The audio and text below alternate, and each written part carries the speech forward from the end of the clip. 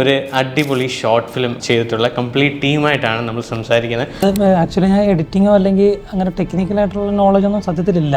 അതെല്ലാം നമ്മുടെ ആഗ്രഹം കൊണ്ട് തന്നെ പഠിച്ചെടുത്താണ്. ഷോർട്ട് ഫിലിമിന്റെ ജീവൻ ക്യാമറയിൽ ഇരിക്കുകയാണ്. അപ്പോൾ പെട്ടെന്ന് എല്ലാവരും നോക്കിയിട്ട് 37 മിനിറ്റ് കളയാൻ സമയമില്ല, ഷോർട്ട് ഫിലിം അല്ലേ എന്ന് പറഞ്ഞു. അത് കഴിഞ്ഞ് പിന്നെ ഇരുന്ന് കണ്ടിട്ട് എടാ ഇത് 37 മിനിറ്റിനുള്ളത് കണ്ടിട്ടത് ഷാജി കൈലാസ് മൂടാണ്, അങ്ങനത്തെ ഒരു സാധനമാണ് എൻ്റെ അടുത്ത് പറഞ്ഞിട്ടുണ്ടായിരുന്നു.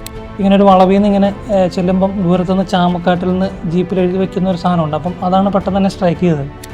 എബിനെ ഏൽപ്പിച്ചുള്ള ഒരു ഗുണമെന്ന് പറഞ്ഞാൽ നമ്മൾ പിന്നെ അങ്ങോട്ട് തിരിഞ്ഞു നോക്കണ്ട, എബിൻ അത് അറിഞ്ഞങ്ങ് ചെയ്തോളൂ. ഫസ്റ്റ് എനിക്ക് എനിക്ക് ആ ഔട്ട് കിട്ടിയപ്പോൾ തന്നെ ഞാൻ ഭയങ്കര, കാരണം എനിക്ക് ഇതിനു മുമ്പ് ഒരുപാട് പേര് ചെയ്തിട്ടുണ്ട് എൻ്റെ പല വർക്കിലും. പക്ഷേ നമ്മൾ ആ ഫസ്റ്റ് വർക്ക് ലോക്കാകുക, ഒറ്റയടിക്ക് ലോക്കാകുക എന്ന് പറയുന്ന സാധനം അത് കിട്ടുക എന്ന് പറഞ്ഞാൽ ഭയങ്കര പാടാണ്. ഇത് ശരിക്കും എൻ്റെ ഒരു 1.5 വർഷം മുമ്പ് എൻ്റെ മൈൻഡിലുണ്ടായ ഒരു തോട്ടാണ്. VFX എന്ന് പറയുമ്പോൾ ഞാനും ഓർത്തത് എന്തായിരിക്കും എങ്ങനെ. പക്ഷേ ഇത് നമ്മുടെ VFX ടീം നല്ല സ്ട്രോങ് ആണ്. റീലൊക്കെ കണ്ടിട്ട് വിളിക്കണത്, അതും മേക്കിംഗ് വീഡിയോ കണ്ടിട്ട് വിളിക്കുന്നത് ആ സംഭവമായിരിക്കുമല്ലോ. ഇവർ രണ്ടുപേരും നമ്മുടെ ഒരു മെയിൻ എക്സാമ്പിൾ ആണ്. Hello everyone, welcome to another episode of Ebin Philip show. അപ്പോൾ ഇന്നത്തെ നമ്മുടെ പോഡ്കാസ്റ്റ് എപ്പിസോഡിൽ ഒരു അടിപൊളി ഷോർട്ട് ഫിലിം ചെയ്തിട്ടുള്ള കംപ്ലീറ്റ് ടീമായിട്ടാണ് നമ്മൾ സംസാരിക്കുന്നത്. അപ്പോൾ എന്താണ് അതിൻ്റെ പുറകിൽ നടന്നിട്ടുള്ള, എന്തായിരുന്നു അവരുടെ എഫേർട്ട്, ഇതിനെയൊക്കെ പറ്റി നമ്മൾ ഡീറ്റെയിൽ ആയിട്ട് ഡിസ്കസ് ചെയ്യാൻ പോകുന്ന ഒരു പോഡ്കാസ്റ്റ് എപ്പിസോഡാണിത്. So welcome to the show. ഇന്ന് നമ്മുടെ കൂടെ ഉള്ളത് നമ്മുടെ director Vishnu and DOP Akhil and നമ്മുടെ പ്രൊഡ്യൂസർ കം സ്ക്രിപ്റ്റ് റൈറ്റർ നമ്മുടെ അനീഷ് ബ്രോ ആണ്. അനീഷ് ബ്രോ അങ്ങ് അമേരിക്കയിൽ നിന്ന് നമ്മുടെ കൂടെ ഓൺലൈനായിരിക്കും മീറ്റ് ചെയ്യുക. ആദ്യം തന്നെ എനിക്ക് ഇൻട്രസ്റ്റിംഗ് ആയിട്ട് തോന്നിയ, നമ്മൾ ഷോർട്ട് ഫിലിമിനൊക്കെ പേരിടുമ്പോൾ സാധാരണ ഒരു സിംഗിൾ വേർഡ്, അങ്ങനെ ക്യൂട്ടായിട്ടുള്ള വേർഡ്സൊക്കെ നമ്മൾ യൂസ് ചെയ്യാറ്. പക്ഷേ ഇതിൻ്റെ പേര് പിതാവിൻ്റെ നാമത്തിൽ, ഒരു വലിയ പേര് അല്ലേ? അപ്പോൾ എങ്ങനെയാണ് ഈ പേരിലോട്ട് നിങ്ങൾ എങ്ങനെ എത്തി? എന്താണ് ഇതിൻ്റെ റെലവൻസ് നമ്മുടെ സ്റ്റോറി ആയിട്ട്? പിതാവിൻ്റെ നാമത്തിലുള്ള പേര് സജസ്റ്റ് ചെയ്ത അനീഷേട്ടൻ, നമ്മുടെ റൈറ്റർ അനീഷേട്ടൻ തന്നെയാണ്. അപ്പോൾ അത് നമ്മുടെ സ്റ്റോറി ആയിട്ട് തന്നെ ഇപ്പം 2 വീട്ടുകാരാണല്ലോ, പുത്തൻ വീട്ടിൽ തമ്പി, ചാമക്കാട്ടിൽ കോശി. അപ്പോൾ ഈ 2 പേരും സത്യത്തിൽ അവരുടെ അപ്പന്മാർക്ക് വേണ്ടിയിട്ടാണ് അങ്ങോട്ടും ഇങ്ങോട്ടും ഫൈറ്റ് ചെയ്യണത്. അപ്പം ആ അപ്പന്മാർക്ക് വേണ്ടിയിട്ട് ഫൈറ്റ് ചെയ്യുന്ന മക്കൾ എന്നുള്ള രീതിയിലാണ് പിതാവിൻ്റെ നാമത്തിൽ നിന്നുള്ള ടൈറ്റിൽ നമ്മൾ കൊണ്ടുവരാൻ കാര്യം. നമ്മുടെ ഓഡിയൻസിന് നിങ്ങൾ ആരാണ്, നിങ്ങൾ ഇതിലോട്ട് എങ്ങനെ എത്തിപ്പറ്റി എന്നുള്ള കുറച്ച് കാര്യങ്ങൾ അറിഞ്ഞാൽ കൊള്ളാമെന്നുണ്ട്. ആദ്യം നമ്മുടെ ഡയറക്ടറിനോട് തന്നെ ചോദിക്കാം. വിഷ്ണു ബ്രോ, ഇവരുടെ ബാക്ക്ഗ്രൗണ്ട് എന്താണ്, എങ്ങനെയാണ് ഈ ഒരു ഷോർട്ട് ഫിലിമിലോട്ട് എത്തുന്നത് എന്നുള്ള കാര്യം ഒന്ന് പറയാമോ? ആക്ച്വലി ഞാൻ എഡിറ്റിങ്ങോ അല്ലെങ്കിൽ അങ്ങനെ ടെക്നിക്കലായിട്ടുള്ള നോളജൊന്നും സത്യത്തിലില്ല. അതെല്ലാം നമ്മുടെ ആഗ്രഹം കൊണ്ട് തന്നെ പഠിച്ചെടുത്താണ്. അപ്പം പിന്നെ നേരത്തെ എനിക്കൊരു സ്റ്റുഡിയോ ഉണ്ടായിരുന്നു, സ്വന്തമായിട്ട് ഞാൻ ഒരു എഡിറ്റിംഗ് സ്റ്റുഡിയോ ഉണ്ട്, ചെറിയ ഷോർട്ട് ഫിലിംസൊക്കെ എഡിറ്റ് ചെയ്യാറുണ്ട്. അപ്പം അങ്ങനെ ചെയ്യണ കൂട്ടത്തിൽ നമ്മുടെ ആഗ്രഹം ഈ സിനിമയാണല്ലോ. അപ്പം അതിനുള്ള സാഹചര്യങ്ങൾ വന്നു പെട്ടില്ല. പിന്നെ നേരത്തെ ഒരു കൊറോണയുടെ ആ സമയത്ത് ഒരു ചെറിയൊരു മൂവി ഞാൻ ഫുള്ള് അതിൻ്റെ എഡിറ്ററായിട്ട് എനിക്ക് വർക്ക് ചെയ്യാനായിട്ട് അവസരം ഉണ്ടായി. പക്ഷെ അത് കൊറോണ ആയതുകൊണ്ട് ഇറങ്ങിയില്ല. അപ്പം ആ ഒരു എക്സ്പീരിയൻസ് ഉണ്ടായിരുന്നു. അപ്പം അതിന് ശേഷം ഈ പറഞ്ഞ പോലെ ഇങ്ങനെ ഇരുന്ന സമയത്താണ് ഇപ്പം അനീഷേട്ടൻ പറഞ്ഞ ഒരു ആൽബത്തിൻ്റെ വർക്ക് വരികയും അനീഷേട്ടനായിട്ട് അത് വലിയൊരു എഡിറ്റിംഗ് ആയിരുന്നു. പാതിരാത്രിക്കൊക്കെ ഇരുന്ന് ഞങ്ങൾ കണ്ടിന്യൂസ് ആയിട്ട് എഡിറ്റ് ചെയ്തൊരു പ്രോസസ്സിങ് ആയിരുന്നു. അപ്പം അങ്ങനെ സംസാരിക്കുമ്പം അനീഷേട്ടനായിട്ടുള്ള ഒരു ബോണ്ടിങ് വർക്കൗട്ടായി. ഇപ്പം അതിനുശേഷമാണ് ഇപ്പം അനീഷേട്ടൻ പറഞ്ഞാൽ ഈ കഥ ജസ്റ്റ് പറയും. എനിക്ക് അതിൻ്റെ അനീഷേട്ടൻ പറഞ്ഞാൽ ഇട്ടിപ്രാന്ത് കയറി. ഫസ്റ്റ് ഇറ്റിയുടെ ക്യാരക്ടർ പറഞ്ഞപ്പോൾ തന്നെ ഭയങ്കര ഇഷ്ടപ്പെട്ടു. പിന്നെ അതുകൂടാണ്ട് ജീപ്പ്, കാറ്, ഇപ്പോൾ ഷാജി കൈലാസ് സാറിൻ്റെ പോലെ നമുക്ക് അതൊക്കെ ആകുമ്പോൾ ഭയങ്കര ഇൻട്രസ്റ്റാണ്. പിന്നെ അങ്ങനത്തെ ഒരു ഷോട്ട് എനിക്ക് ഇഷ്ടപ്പെട്ടത്, ഇങ്ങനെ ഒരു വളവിൽ നിന്ന് ഇങ്ങനെ ചെല്ലുമ്പം ദൂരത്തുനിന്ന് ചാമക്കാട്ടിൽ നിന്ന് ജീപ്പിൽ എഴുതി വെക്കുന്ന ഒരു സാധനമുണ്ട്. അപ്പം അതാണ് പെട്ടെന്ന് തന്നെ സ്ട്രൈക്ക് ചെയ്തത്. അപ്പം അങ്ങനെയൊക്കെയാണ് ഈ സ്റ്റോറി. അപ്പം ഞാൻ അങ്ങോട്ട് അനീഷേട്ടനോട് ചോദിച്ചു, അനീഷേട്ടൻ ഞാൻ ചെയ്തോട്ടെ എന്ന് ഞാൻ അനീഷേട്ടൻ അങ്ങോട്ട് ചോദിക്കുകയത്, ഡയറക്റ്റ് ചെയ്തോട്ടെ എന്ന്. അപ്പം അനീഷേട്ടൻ ബാക്കി ഒരു പ്രൊഡക്ഷൻ സൈഡ് സംസാരിച്ച് ഓക്കെ അടിച്ചിട്ട് പിന്നെ ഞാൻ ഡയറക്റ്റ് ഈ വർക്ക് ചെയ്യുമായിരുന്നു. എൻ്റെ അടുത്ത് ആദ്യം ഈ ഷോർട്ട് ഫിലിം വരുമ്പോൾ നമ്മൾ റെഫറൻസ് ചോദിക്കാറുണ്ട്. എന്താ നിങ്ങൾ ചെയ്തു വെച്ചാൽ റഫ് കട്ട് എനിക്കൊന്ന് കാണിക്കാൻ. റഫ് കട്ട് ഇവർ അയച്ചു തന്ന സാധനം കിഡ്ഡിന സാധനം. ഞാൻ അപ്പം തന്നെ അനീഷേട്ടൻ്റെ അടുത്ത് പറഞ്ഞു, ചേട്ടാ അത് നമുക്ക് ലോക്ക് ചെയ്ത് നോക്ക്, അടിപൊളിയായിട്ട് ഗ്രേഡ് ചെയ്ത് സെറ്റ് ചെയ്ത് എടുക്കാമെന്ന് പറഞ്ഞു. കുറേ നാളായിട്ട് എഡിറ്റ് ചെയ്യുന്ന ഒരാളാണെന്ന് ഞാൻ വിചാരിച്ചു, ഭയങ്കര എക്സ്പീരിയൻസ് എഡിറ്ററാണെന്ന് വെച്ചു. പക്ഷേ പുള്ളി സ്വന്തമായിട്ട് തന്നെ വർക്ക് ചെയ്ത് പഠിച്ചൊരാളാണ്. ആൻഡ് വർക്ക് ഇസ് അടിപൊളി. നിങ്ങൾ ആ ഷോർട്ട് ഫിലിം കണ്ടു കഴിഞ്ഞാൽ മനസ്സിലാവും ഒരു പുതിയൊരാളാണ്, അല്ലെങ്കിൽ ഒത്തിരി വലിയ എഡിറ്റ് ചെയ്ത ഒരാളാണ് എഡിറ്റ് ചെയ്ത് നമുക്ക് കാണുമ്പോൾ തന്നെ തോന്നും. ത്രൂ ഔട്ട് അതിൻ്റെ മ്യൂസിക്കിൻ്റെ പേസ്, കട്ട്സിൻ്റെ പേസ്, അതെല്ലാം നല്ല രസമുണ്ട്. ഞാൻ റഫ് കണ്ടപ്പോൾ തന്നെ അനീഷേട്ടൻ്റെ അടുത്ത് ചോദിച്ചിട്ടുണ്ടായിരുന്നു, അനീഷേട്ടൻ ആരാ എഡിറ്റ് ചെയ്തതെന്നല്ലേ. അല്ല, അനീഷേട്ടൻ എനിക്ക് സമയം എന്ന് വെച്ചാൽ നമുക്ക് പിന്നെ സമയം കൊണ്ട് തീർക്കണം എന്നുള്ളൊരു ടൈമിങ് നമുക്കില്ല. വിഷ്ണു ടൈം എടുത്തോ എന്നുള്ള രീതിയിലാണ് പറഞ്ഞത്. അപ്പോൾ അതുകൊണ്ട് 1 മാസമൊക്കെ കഴിഞ്ഞിട്ടാണ് അനീഷ് അഗ്നിസാരം കൊടുത്തത്.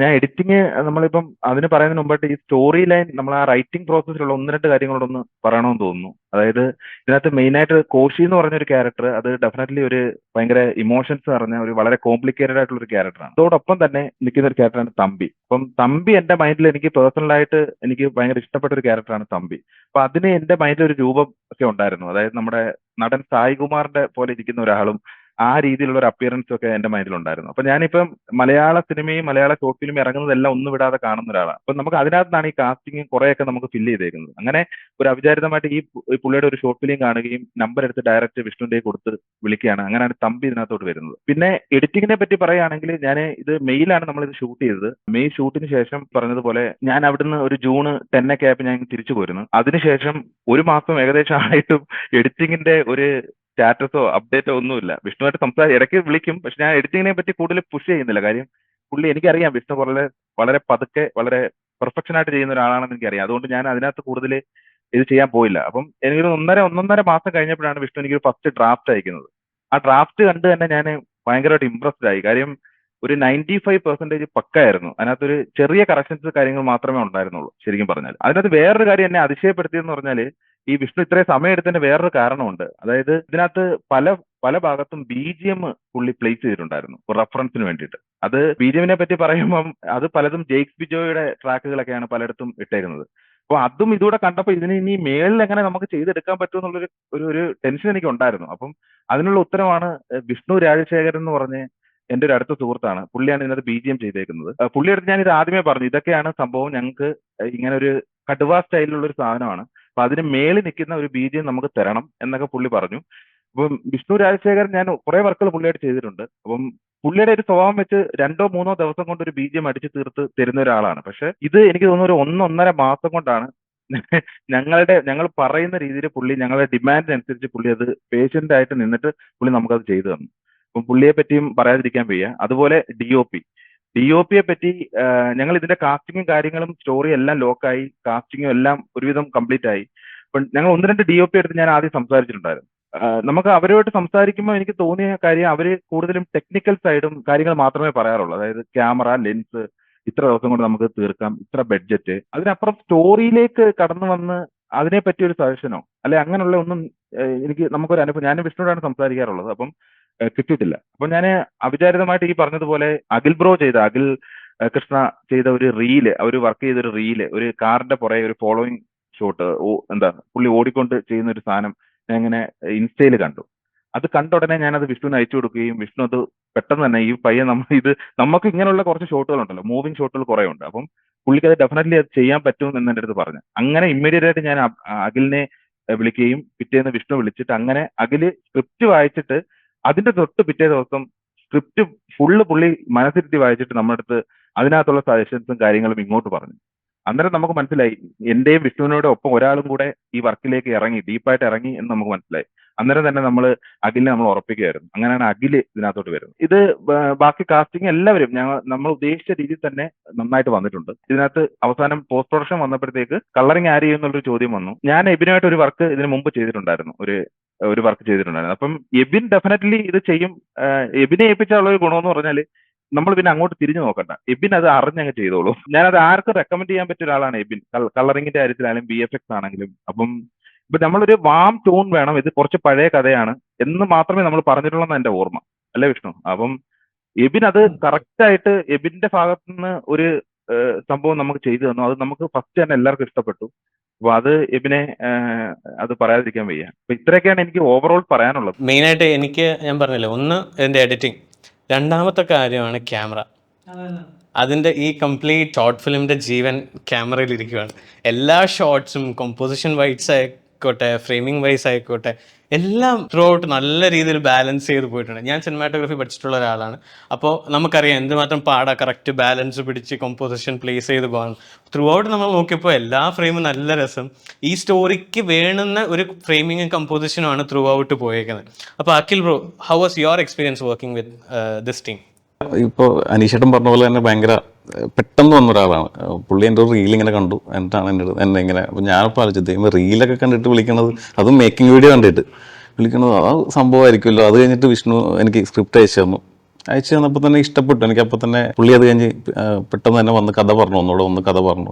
എനിക്കാണെങ്കിൽ വായിക്കണ കുറച്ച് ഇഷ്ടമല്ലാത്തല്ല, പക്ഷേ ഞാൻ ഈ സ്ക്രിപ്റ്റ് മൊത്തം ഇരുന്ന് വായിച്ചു. പുള്ളി വന്ന് കഥ പറഞ്ഞു നമുക്ക് ചെയ്യാം എന്ന് പറഞ്ഞത് പെട്ടെന്ന് അങ്ങനെ ഓണായി വന്നതാണ്. പിന്നെ എനിക്കും ഈ പറയുന്ന പോലെ എൻ്റെ അടുത്ത് നേരത്തെ റെഫറൻസ് പറഞ്ഞിട്ടുണ്ടായിരുന്നു, ഒരു ഷാജി കൈലാസ് മൂഡാണ്, അങ്ങനത്തെ ഒരു സാധനമാണ് എൻ്റെ അടുത്ത് പറഞ്ഞിട്ടുണ്ടായിരുന്നു. അപ്പോൾ അത് വെച്ച് തന്നെയാണ് നമ്മൾ, പിന്നെ ലൊക്കേഷൻസ് ആണെങ്കിലും പുള്ളി നേരത്തെ പോയിട്ട് കണ്ട് എല്ലാം റെഡിയാക്കി വെച്ചിട്ടുണ്ടായിരുന്നു. നേരത്തെ പുള്ളിയുടെ മൈൻഡിലുള്ള കാര്യങ്ങൾ, അതുകൊണ്ടും ലൊക്കേഷനിൽ നമുക്കധികം പ്രശ്നങ്ങളൊന്നും അങ്ങനെ വന്നില്ല. എല്ലാം നമുക്ക് നമ്മുടെ മൈൻഡിൽ, എൻ്റെ മനസ്സിൽ ഉണ്ടായിരുന്ന ആ ഒരു സ്ഥലവും കാര്യങ്ങളൊക്കെയാണ് നമുക്ക് കിട്ടിയത്. അതുകൊണ്ട് അതൊക്കെ കുറെ ഗുണം ചെയ്തിട്ടുണ്ട് വർക്കിനെ. ബ്രോയുടെ ബാക്ക്ഗ്രൗണ്ട് എന്താണ്? ലൈക്ക് ഇതിലോട്ട് എത്തിപ്പെടുന്നതിന് മുന്നേ എന്ത് ചെയ്തിട്ടുള്ളത്? ഞാൻ ഷോർട്ട് ഫിലിംസ് ഇപ്പം ചെയ്തിട്ടുണ്ട്, ഏകദേശം ഒരു 100-100 ഇപ്പം ആയി. അപ്പോൾ അത് ഞാൻ പഠിച്ചിട്ടൊന്നുമില്ല. സിനിമാറ്റോഗ്രാഫി ചിലപ്പോൾ ചോദിക്കുമ്പോൾ ചിലപ്പോൾ നമുക്ക് ഒന്ന് ഇതെന്നൊക്കെ ഒന്ന് ആലോചിക്കട്ടെ എന്നൊക്കെ. ഇവർ രണ്ടുപേരും നമ്മുടെ ഒരു മെയിൻ എക്സാമ്പിൾ ആണ്. ഈ ക്രിയേറ്റീവ് സാധനങ്ങൾ പഠിച്ചുകൊണ്ട് മാത്രം ആവുന്നില്ല, ഇവർ കണ്ട് അറിഞ്ഞ് മനസ്സിലാക്കി ഇവരുടെ ക്രാഫ്റ്റ് ബിൽഡ് ചെയ്തെടുത്തേക്കുന്നതാണ്. രണ്ടുപേരും നമ്മൾ വർക്ക് കണ്ടാൽ ഒരു കുറ്റവും പറയാൻ തോന്നത്തില്ല. എനിക്ക് ഭയങ്കര ഇഷ്ടപ്പെട്ടു. ഫസ്റ്റ് റഫ് കട്ട് കിട്ടിയപ്പോൾ തന്നെ ഞാൻ പക്ക ഈ പ്രോജക്റ്റ് നമ്മൾ ചെയ്യുന്നു, അടിപൊളിയാക്കി എടുക്കാൻ അനീഷേട്ടാ ഞാൻ അപ്പം തന്നെ പറഞ്ഞ് ലോക്ക് ചെയ്തിട്ടുണ്ടായിരുന്നു. സെയിം അത് രണ്ട് കൊണ്ടാണ്. പിന്നെ എല്ലാവരുടെയും എഫേർട്ട് ഇതിനകത്ത്, ലൈക്ക് ഒരു പ്രോപ്പർ ഒരു മൂവീൻ്റെ ഒരു ഷോർട്ട് വേർഷൻ ചെയ്ത് വെച്ചേക്കുന്ന ഒരു ഫീലാണ് എനിക്ക് ആക്ച്വലി ഇത് കണ്ടപ്പോൾ എനിക്ക് ഫീൽ ചെയ്തത്. ഇതേ കമൻസ് തന്നെ നമുക്ക് പറഞ്ഞു. കാരണം 37 മിനിറ്റ് ഉണ്ട്. അപ്പോൾ പെട്ടെന്ന് എല്ലാവരും നോക്കിയിട്ട് 37 മിനിറ്റ് കളയാൻ സമയമില്ല, ഷോർട്ട് ഫിലിം അല്ലേ എന്ന് പറഞ്ഞു. അത് കഴിഞ്ഞ് പിന്നെ ഇരുന്ന് കണ്ടിട്ട് എടാ ഇത് 37 മിനിറ്റിനുള്ളത് ഉണ്ട് ഇട്ടത്. സത്യം പറഞ്ഞാൽ ഞങ്ങൾ ഇതൊരു സിനിമ കാണുന്ന അതേ ഫീലിൽ തന്നെ, ഞങ്ങൾ TV കണ്ടപ്പോൾ സിനിമ കാണുന്ന അതേ ഒരു ഫീലിൽ നിന്ന് കാണാൻ പറ്റുന്ന ഒരു സാധനമാണ്. ഇതിൻ്റെ BGM ആയിക്കോട്ടെ, മ്യൂസിക് ചെയ്തിരിക്കുന്ന ആയിക്കോട്ടെ, എല്ലാം ഇപ്പോൾ ആക്ടേഴ്സിൻ്റെ കാര്യങ്ങളും എല്ലാം എടുത്ത് പറഞ്ഞ ഒരുപാട് ആളുകളുണ്ട്. കാരണം ഇതുപോലെ ഈ സാധനങ്ങളൊന്നും എനിക്കിങ്ങനെ ഒരു ഷോർട്ട് ഫിലിം ചെയ്തിട്ട് ഇത്രയും സാറ്റിസ്ഫാക്ഷൻ മാത്രമല്ല, ഇത്രയും അഭിപ്രായങ്ങൾ ഓരോരുത്തരുടെ ഭാഗത്തു നിന്നുള്ള കുറേ കമൻസുകൾ എനിക്കിതുവരെ ഇത്രയും കിട്ടിയിട്ടില്ല ഒരു ഷോർട്ട് ഫിലിം ചെയ്തിട്ട്. മ്യൂസിക് വീഡിയോസിനൊക്കെ ആണെങ്കിലും നമ്മൾ അപ്പോൾ അതിൻ്റെ, പക്ഷെ ഇതൊരു മൂവി എന്നുള്ള രീതിയിൽ എല്ലാവരും കണ്ടിട്ട് നമ്മളെ അത് ഭയങ്കര വലിയൊരു കാര്യമാണ്. നമ്മുടെ ഈ സ്റ്റോറി അതെങ്ങനെയായിരുന്നു? അതിൻ്റെ ഒരു സ്റ്റോറി ഡെവലപ്മെന്റ് ഒന്ന് ഷോർട്ടായിട്ടൊന്ന് പറയാമോ? ഇത് ശരിക്കും എൻ്റെ ഒരു 1.5 വർഷം മുമ്പ് എൻ്റെ മൈൻഡിലുണ്ടായ ഒരു തോട്ടാണ്. ഒരു നാട്ടിലൊരു പുതിയ പള്ളി ഉണ്ടാവുകയും ആ പള്ളിയിലെ ആദ്യ നിരയിലെ ആദ്യ കല്ലറ, അതിനു വേണ്ടിയിട്ടുള്ള ഒരു തർക്കം. അപ്പം അങ്ങനെ ഒരു തോട്ട് ആദ്യം ഉണ്ടാവുകയും അതിനുശേഷം ഈ പറഞ്ഞതുപോലെ ഞാൻ കുറച്ച് ഡെവലപ്പ് ചെയ്ത് സ്റ്റോറിയാക്കി, സ്ക്രിപ്റ്റാക്കി. അപ്പം അതിന് മുമ്പായിട്ട് എനിക്കൊരു കാര്യം പറയാനുള്ളത് ഇതിന്റെ ഒരു പ്രൊഡക്ഷൻ സൈഡാണ്. ഇതിന്റെ പ്രൊഡക്ഷൻ എന്ന് പറഞ്ഞാൽ ആൻഡ്രൂ പ്രൊഡക്ഷൻസിന്റെയും സമത് ക്രിയേഷൻസിന്റെയും ബാനറിലാണ് നമ്മൾ ഈ മൂവി ചെയ്തേക്കുന്നത്. അപ്പോൾ ആൻഡ്രൂ പ്രൊഡക്ഷൻസ് എന്ന് പറഞ്ഞാൽ ഞാനും എൻ്റെ വൈഫുമാണ്, ഞങ്ങളുടെ ഒരു ചെറിയൊരു പ്രൊഡക്ഷൻ ഹൗസാണ്. അതുപോലെ സമത് ക്രിയേഷൻസ് എന്ന് പറഞ്ഞാൽ ദുബായ് ബേസ്ഡ് ആയിട്ടുള്ള സാം കെ മാത്യു എന്ന് പറയുന്ന, ഇതിനകത്ത് പിതാവിന്റെ നാമത്തിൽ മെയിൻ ക്യാരക്ടർ ചെയ്ത കോശി എന്ന് പറയുന്ന ആ ക്യാരക്ടർ ചെയ്ത പുള്ളിയാണ് അതിന്റെ ഓണർ. അപ്പം ഞങ്ങൾ ഇതിനു മുമ്പ് ഒരു വർക്ക് ചെയ്തിട്ടുണ്ടായിരുന്നു. അപ്പോൾ ഉലകന്നാന്റെ രഹസ്യം എന്ന് പറയുന്ന ഒരു വർക്ക് ചെയ്തിട്ടുണ്ടായിരുന്നു. അപ്പം അതിനുശേഷം പുള്ളി എൻ്റെ അടുത്ത് ഇങ്ങനെ ഒരു അച്ചായൻ ക്യാരക്ടർ, അങ്ങനെ ഒരു മാസ് ക്യാരക്ടർ ചെയ്യണം എന്നൊക്കെ എൻ്റെ അടുത്ത് ഒരു ആഗ്രഹം പ്രകടിപ്പിക്കുകയുണ്ടായി. അപ്പം അതും എൻ്റെ മൈൻഡിൽ കിടപ്പുണ്ട്. ഈ ഒരു തോട്ടും ഞാൻ രണ്ടും കൂടെ കമ്പൈൻ ചെയ്ത് ആണ് ഈ ഒരു പിതാവിന്റെ നാമത്തിൽ എന്ന് പറയുന്ന ഒരു വർക്കിലേക്ക് വന്നത്. ഞാൻ ഇങ്ങനെ മനസ്സിലിട്ടുകൊണ്ട് നടക്കുകയാണ്. അപ്പം അവിചാരിതമായിട്ടാണ് നമ്മളിവിടെ ഒരു ആൽബം ചെയ്യുകയും അതിന്റെ സിനിമാറ്റോഗ്രാഫി ഞാൻ ചെയ്യുകയും അതിന്റെ എഡിറ്റർ വിഷ്ണു ആണ്. ഞാൻ വിഷ്ണുവായിട്ട് അങ്ങനെയാണ് പരിചയപ്പെടുന്നത്. അപ്പം വിഷ്ണുവായിട്ട് സംസാരിക്കുമ്പോഴൊക്കെ എനിക്കൊരു ഫീൽ ഉണ്ട്, ആ ഒരു പുള്ളി ആ സിനിമാറ്റിക് വേയിലാണ് പുള്ളി ചിന്തിക്കുന്നതും സംസാരിക്കുന്നതും ഒക്കെ. അങ്ങനെ ഞാൻ ഒരു ദിവസം ഈ കഥ പുള്ളിയെടുത്ത് പറയും. ഞങ്ങൾ ആ വർക്കെല്ലാം കഴിഞ്ഞതിന് ശേഷം ഈ കഥ ഞാൻ പുള്ളിയെടുത്ത് പറഞ്ഞപ്പോഴത്തേക്ക് വിഷ്ണുവിന് അത് ഭയങ്കരമായിട്ട് ഇഷ്ടപ്പെടുകയും, അതിനകത്ത് എനിക്ക് തോന്നുന്നു ആ ഇട്ടി എന്ന് പറഞ്ഞ ക്യാരക്ടറാണ് പുള്ളിക്ക് ഏറ്റവും ഇതായിട്ട് തോന്നിയത്. ഒരു ഇട്ടിപ്രാന്ത് പിടിച്ചെന്ന് തന്നെ വേണമെങ്കിൽ പറയാം. അപ്പൊ ഈ കോച്ചിയുടെ അപ്പനായിട്ടുള്ള ഇട്ടി. അപ്പൊ അത് അതിനുശേഷം പുള്ളി എൻ്റെ അടുത്ത് ചോദിച്ചിട്ട് ഞാൻ ഡയറക്റ്റ് ചെയ്തോട്ടെ ചേട്ടാന്ന് എൻ്റെ അടുത്ത് ഇമ്മീഡിയറ്റ് ആയിട്ട് ചോദിക്കുകയാണ് ചെയ്തത്. അപ്പൊ എനിക്ക് വിഷ്ണുവായിട്ടുള്ള ആ ഒരു സംസാരിക്കുന്നതിനകത്തുള്ള കാര്യങ്ങളൊക്കെ വെച്ച് ഞാൻ വളരെ കോൺഫിഡന്റ് ആയിരുന്നു, വിഷ്ണു ഇത് ചെയ്യാൻ പറ്റും. അങ്ങനെയാണ് വിഷ്ണു ഡയറക്ടർ എന്നുള്ള നിലയിൽ ഇതിനകത്തോട്ട് വന്നത്. അപ്പം ഇതാണ് എനിക്ക് ഇതിന്റെ വർക്ക് എങ്ങനെ ഓണായെന്നുള്ളൊരു സംഭവം, ഇതാണ് എനിക്ക് പറയാനുള്ളത്. ഇതിന്റെ ടെക്നിക്കൽ വശത്തോട് നമുക്ക് കുറച്ച് കിടക്കാം. ലൈക്ക് ഏതായിരുന്നു നമ്മുടെ ക്യാമറ, ലെൻസിങ് ഏതാണ് യൂസ് ചെയ്തിട്ടുള്ളത്, ആൻഡ് ഇതിൽ എന്തെങ്കിലും ലെൻസിങ് പരമായിട്ട് നമ്മൾ ഇമോഷണലി കണക്ട് ചെയ്യാൻ വേണ്ടി എന്തെങ്കിലും ഇതിൽ ടെക്നിക്കൽ ആയിട്ട് നമ്മൾ സിനിമാറ്റോഗ്രാഫിയിൽ സെറ്റ് ചെയ്തിട്ടുണ്ടായിരുന്നു ഓൾറെഡി. ഈ ഷോർട്ട് ഫിലിം ഇത്ര അല്ലെങ്കിൽ മൂവി ഇത്ര ബഡ്ജറ്റ് ആയിരിക്കണമെന്ന് സെറ്റ് ചെയ്തിട്ടുണ്ട്. അപ്പോൾ അതിൽ നിർത്തിയിട്ടാണ് നമ്മൾ ക്യാമറ FX3 S3 2 ക്യാമറയാണ് നമ്മൾ ആദ്യം പ്ലാനിൽ ഉണ്ടായിരുന്നത്. പിന്നെ അത് S3 നമുക്ക് ചൂസ് ചെയ്യാം എന്നുള്ള ഇതിലായി S3യിലാണ് ഷൂട്ട് ചെയ്തിരിക്കുന്നത്.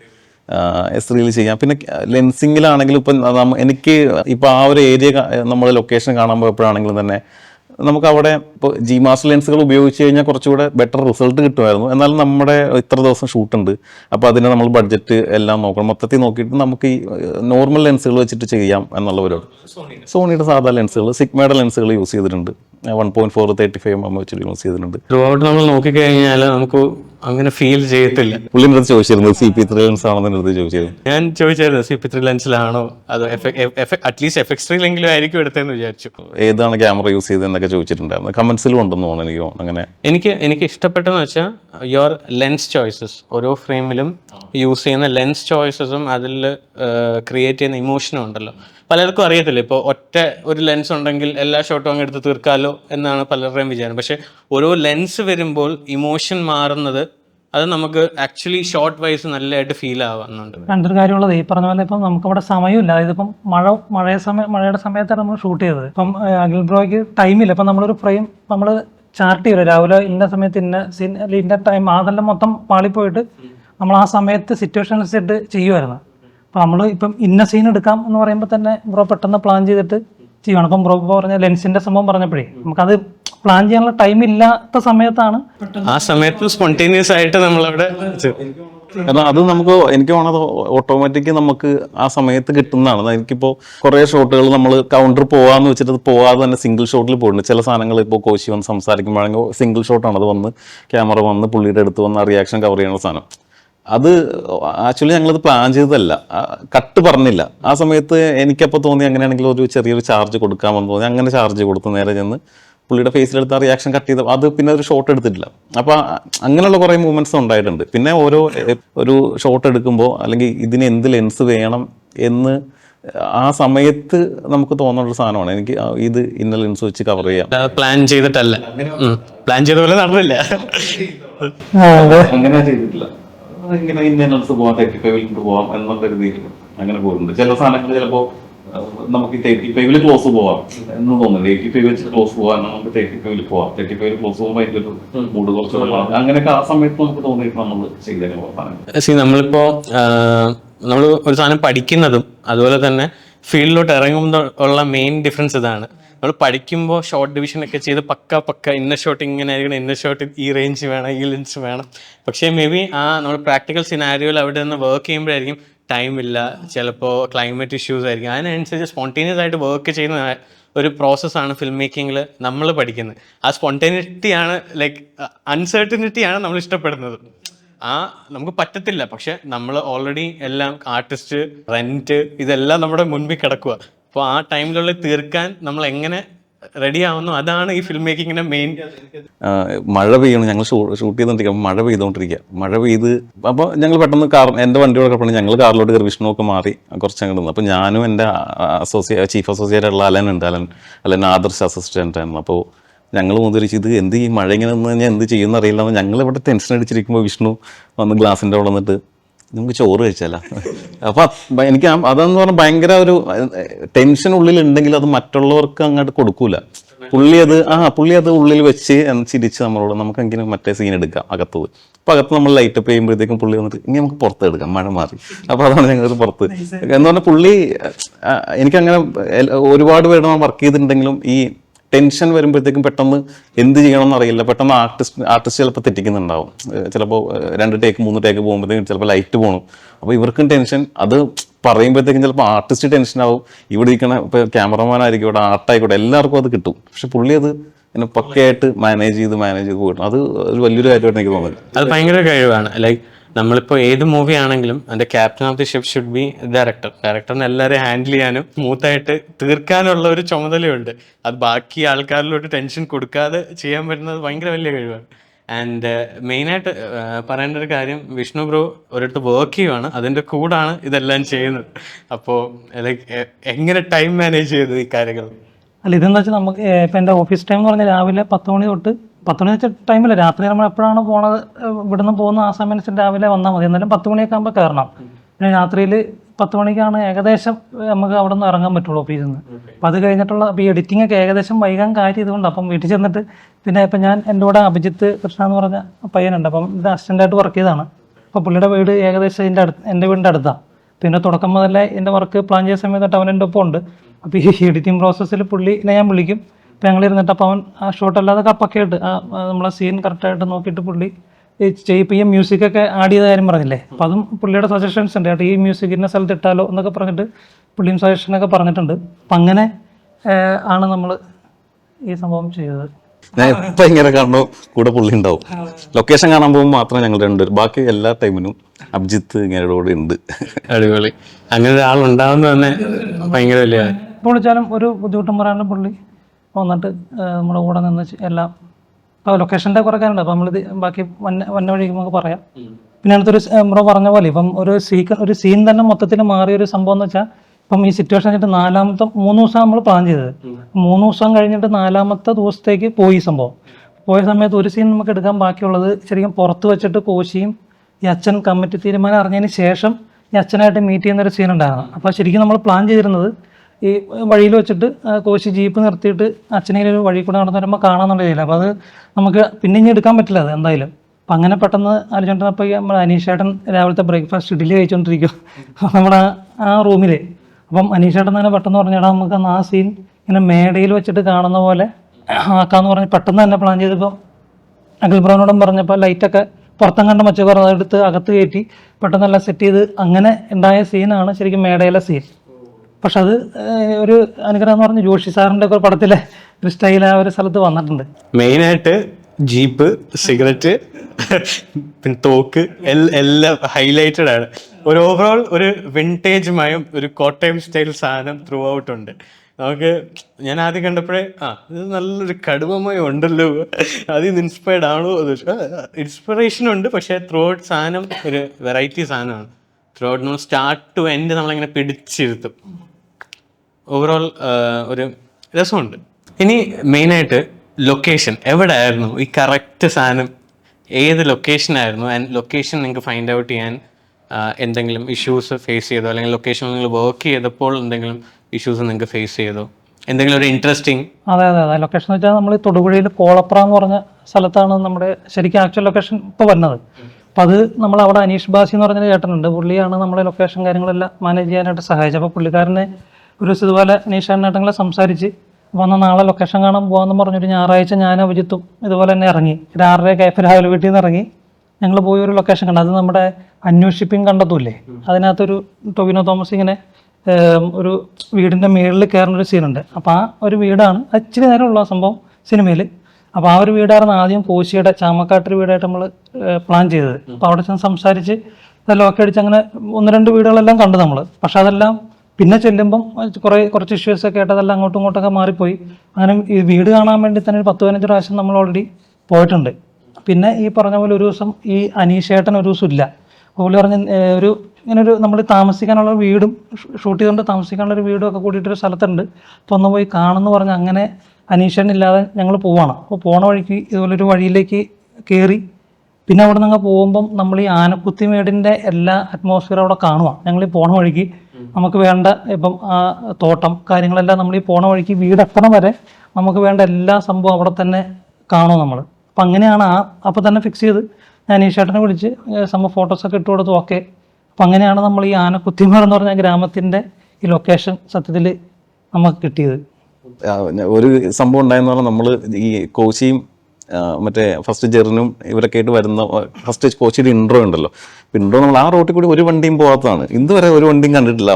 ഞങ്ങളുടെ വണ്ടി അല്ലാതെ ഒരു വണ്ടി അത് ഇങ്ങനെ പോയിട്ടില്ല. ഞങ്ങൾ ഷൂട്ട് ചെയ്യാൻ വട്ടമൊക്കെ വണ്ടിയൊക്കെ ഇട്ട് ഇടുമ്പോൾ 4-5 ഓട്ടോ, പിന്നെ കുറെ കാറ്, ബൈക്ക്, ലോകത്തില്ലാത്ത വണ്ടിയൊക്കെ കാണുന്നുണ്ട്. സിങ് സൗണ്ടാണ്. പിന്നെ ഇത് കുറേ നേരം നമ്മൾ ഹോൾഡ് ചെയ്യേണ്ടി വന്നു. അങ്ങനെ കുറേ സംഭവങ്ങൾ എവിടുന്നാന്ന് അറിയാൻ പാടില്ല. ഞാൻ ചെന്നിട്ട് ഞങ്ങളുടെ വണ്ടി വഴുതിട്ട് നടക്കണമല്ലാതെ ആ ലൊക്കേഷനിലോട്ട് വേറൊരു വണ്ടി വന്നിട്ടില്ല. കാരണം ഏറ്റവും എൻഡാണ് ഈ വീട്. ആ വഴി റോഡിന്റെ ഏറ്റവും എൻഡാണ്. പക്ഷെ അന്നത്തെ ദിവസം ഇഷ്ടം പോലെ വണ്ടിയും എന്താണെന്നറിയില്ല. ഇനി അനീഷേട്ടാ, നിങ്ങളെ പറ്റി പറഞ്ഞില്ലല്ലോ. ഇവിടെ നമ്മുടെ കൂട്ടത്തിൽ ഏറ്റവും കൂടുതൽ പാഷനേറ്റ് ഒരാളാണ്. അവിടെ നിന്ന് അമേരിക്കയിൽ നിന്ന് ഇതിനു വേണ്ടി മെനക്കെട്ട് വന്ന് ഷൂട്ട് ചെയ്ത് പോയ ഒരാളാണ്. അപ്പോൾ വാട്ട്സ് യുവർ ബാക്ക്ഗ്രൗണ്ട്? എന്താണ് ബ്രോയുടെ ഈ ഫിലിം മേക്കിങ്ങിൽ ഒരു ബാക്ക്ഗ്രൗണ്ട് എന്ന് പറയാം? ഞാൻ ബേസിക്കലി ഒരു റൈറ്റർ എന്നുള്ള രീതിയിൽ ആണ് നമ്മളിത് തുടങ്ങിയത്. ഞാൻ ഇതിനു മുമ്പിട്ട് ഞാൻ നേരത്തെ പറഞ്ഞതുപോലെ ഉലഹന്നാന്റെ രഹസ്യം എന്ന് പറയുന്ന ഒരു ഷോർട്ട് ഫിലിം നമ്മൾ ഈ സെയിം പ്രൊഡക്ഷന്റെ ബാനറിൽ തന്നെ ചെയ്തിട്ടുണ്ടായിരുന്നു. അത്യാവശ്യം ആൾക്കാർ ശ്രദ്ധിക്കപ്പെട്ടൊരു സാധനമാണ്. പിന്നെ US മെയിനായിട്ടും മേക്കിംഗ് വൈസിൽ ഇവിടെ അങ്ങനെ നിങ്ങളെ പോലുള്ള വലിയ ടെക്നീഷ്യൻസ് ഇവിടെ അവൈലബിൾ അല്ല. അതുകൊണ്ട് ഞങ്ങൾ ചില കാര്യങ്ങളിൽ കൈകടത്താറുണ്ട്, സിനിമാറ്റോഗ്രാഫി ആണെങ്കിലും എഡിറ്റിംഗിലായാലും. അപ്പം അങ്ങനെയൊക്കെ ഞങ്ങൾ ഇവിടെയും കുറച്ച് ഷോർട്ട് ഫിലിംസ് കാര്യങ്ങളൊക്കെ ഞാൻ ചെയ്തിട്ടുണ്ട്. അതാണ് ബേസിക്കലി എന്റെ ബാക്ക്ഗ്രൗണ്ട് എന്ന് പറഞ്ഞാൽ. റൈറ്റർ ആൻഡ് മേക്കിംഗ് സൈഡിലും ഇതിന്റെ അസോസിയേറ്റ് ഡയറക്ടർ ആയിരുന്നു പിതാവിന്റെ നാമത്തിൽ. അതാണ് എനിക്ക് പറയാനുള്ളത്. സിനിമാറ്റോഗ്രഫിയും ചെയ്യും, എല്ലാം ഉണ്ട്, എല്ലാ കയ്യിലുണ്ട്. അതെ അതെ അതെ. പിന്നെ കുറച്ച് ആൽബം സോങ്സ് ലിറിക്സ് ഒക്കെ എഴുതാറുണ്ടായിരുന്നു ഇതിനു മുമ്പ്, ഈ ഷോർട്ട് ഫിലിം ചെയ്തതിന് മുമ്പായിട്ട്. അപ്പം അങ്ങനെയൊക്കെ അതാണ് ഇവിടെ മെയിൻ ആയിട്ട് ചെയ്യുന്ന സിനിമാറ്റോഗ്രാഫിയാണ് US. അത് അഖിലിനെ പോലെ ഒരാളില്ലാത്തതുകൊണ്ട് ചെയ്യുന്നതാണ് കേട്ടോ. ഒരു മ്യൂസിക് വീഡിയോ കണ്ടപ്പോൾ ഞാൻ ഇതാരാ ചെയ്തത്, ഞാൻ ചെയ്ത പുള്ളിയുടെയും നല്ല കോമ്പോസിഷൻ പരിപാടിയെല്ലാം രസമാണ്. സാധനമായിരുന്നു. അത് നല്ല വർക്കായിരുന്നു. ഞാനത് പ്രത്യേകം വിളിച്ച് പറയുകയും ചെയ്തു. റീവർക്കിലിരിക്കുമ്പോഴേ അനീഷ് ചേട്ടൻ ഇപ്പം നമ്മൾ ഓരോ സ്ക്രിപ്റ്റിൽ ഓരോ രണ്ടാമത് റീവർക്ക് നമ്മൾ ഡയറക്ടോറിയലായിട്ടൊന്നും ഇരിക്കുമല്ലോ. അപ്പം അങ്ങനെ ഇപ്പം അനീഷ് ചേട്ടൻ്റെ മറ്റേ ഓരോ ഫ്രെയിംസും കാര്യങ്ങളും ഇങ്ങനെ വേണം. അനീഷ് ചേട്ടൻ്റെ മെയിനൊരു വാക്കാണ് സിനിമാറ്റിക് വന്നില്ലല്ലോ എന്നുള്ള സാധനം. അപ്പം അതുകൊണ്ട് തന്നെ നമ്മൾ മാക്സിമം എല്ലാത്തിലും അങ്ങനെ കൊണ്ടുവരാനായിട്ട് ശ്രമിച്ചിട്ടുണ്ട്.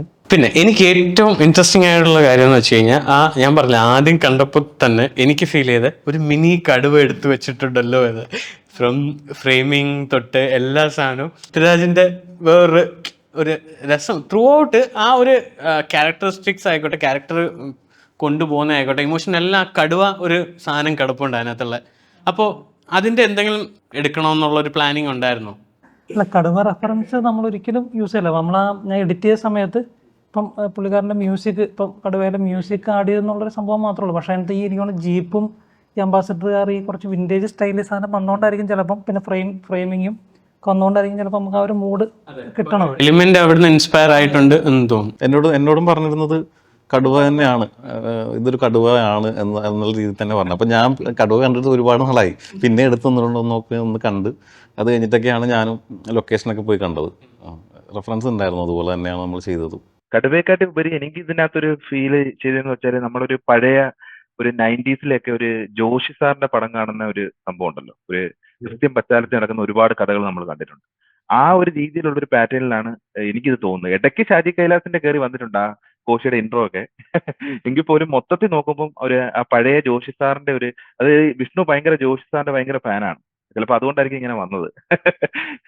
അതാണ് എനിക്ക് തോന്നിയത്. ഈ LJPയുടെ ഒരു സാധനം വന്നിട്ട് പിന്നെ ഇടയ്ക്കൊന്ന് ഷാജി കൈലാസിലേക്ക് കയറി, പിന്നെ ജോഷി സാറ്, അതെ, പിന്നെ ദിലീഷ് പോതന, മറ്റേ രണ്ടുപേരും ഇങ്ങനെ സംസാരിക്കുമല്ലോ.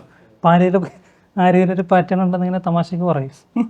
അല്ല, ഈ പറഞ്ഞ എല്ലാ ഡയറക്ടേഴ്സിന്റെ ചെറിയ ചെറിയ സാധനങ്ങൾ അവിടെ ഇവിടെയൊക്കെ വന്നിട്ടുണ്ട് ഇതിനകത്ത്. എന്നാലും മൊത്തത്തിൽ ഒരു ജോഷി സാറിന്റെ ഒരു സ്റ്റോറി ലൈനാണ് എനിക്ക് ഏറ്റവും കൂടുതൽ ഇൻട്രസ്റ്റിംഗ് ആയിട്ട് തോന്നിയൊരു കാര്യം എന്ന് വെച്ച് കഴിഞ്ഞാൽ, അതിനകത്തുള്ള ഓരോ ക്യാരക്ടറും ഭയങ്കരമായിട്ട് ഇൻവോൾവ് ആയിട്ടായിരുന്നു. ലൈക്ക് അതിൻ്റെ മെയിൻ 2 ക്യാരക്ടർ ഉണ്ടല്ലോ, അവരൊക്കെ എന്ന് വെച്ചാൽ നല്ല ആക്ടിങ് ത്രൂ ഔട്ട് നമ്മളെ ഹോൾഡ് ചെയ്തുകൊണ്ട് വെക്കുന്നത്. നമ്മൾ ഇപ്പോൾ എത്ര ടെക്നിക്കൽ നല്ലതാന്ന് പറഞ്ഞാലും, ക്യാമറ നല്ലതാണ്, സിനിമാറ്റോഗ്രാഫർ നല്ലതാണ്, ഡയറക്ടർ നല്ലതാന്ന് പറഞ്ഞാലും, ആക്ടേഴ്സ് നമ്മുടെ ഫ്രെയിമിൽ നിൽക്കുന്ന ആൾക്കാർ നല്ലതായിട്ട് ചെയ്തില്ലെങ്കിൽ അത് ഫുള്ള് ഫ്ലോപ്പാണ്. പക്ഷെ ഇവർ അതിന് മേളിലാണ് ആക്ട് ചെയ്ത് നിന്നേക്കുന്നത് ത്രൂ ഔട്ട്.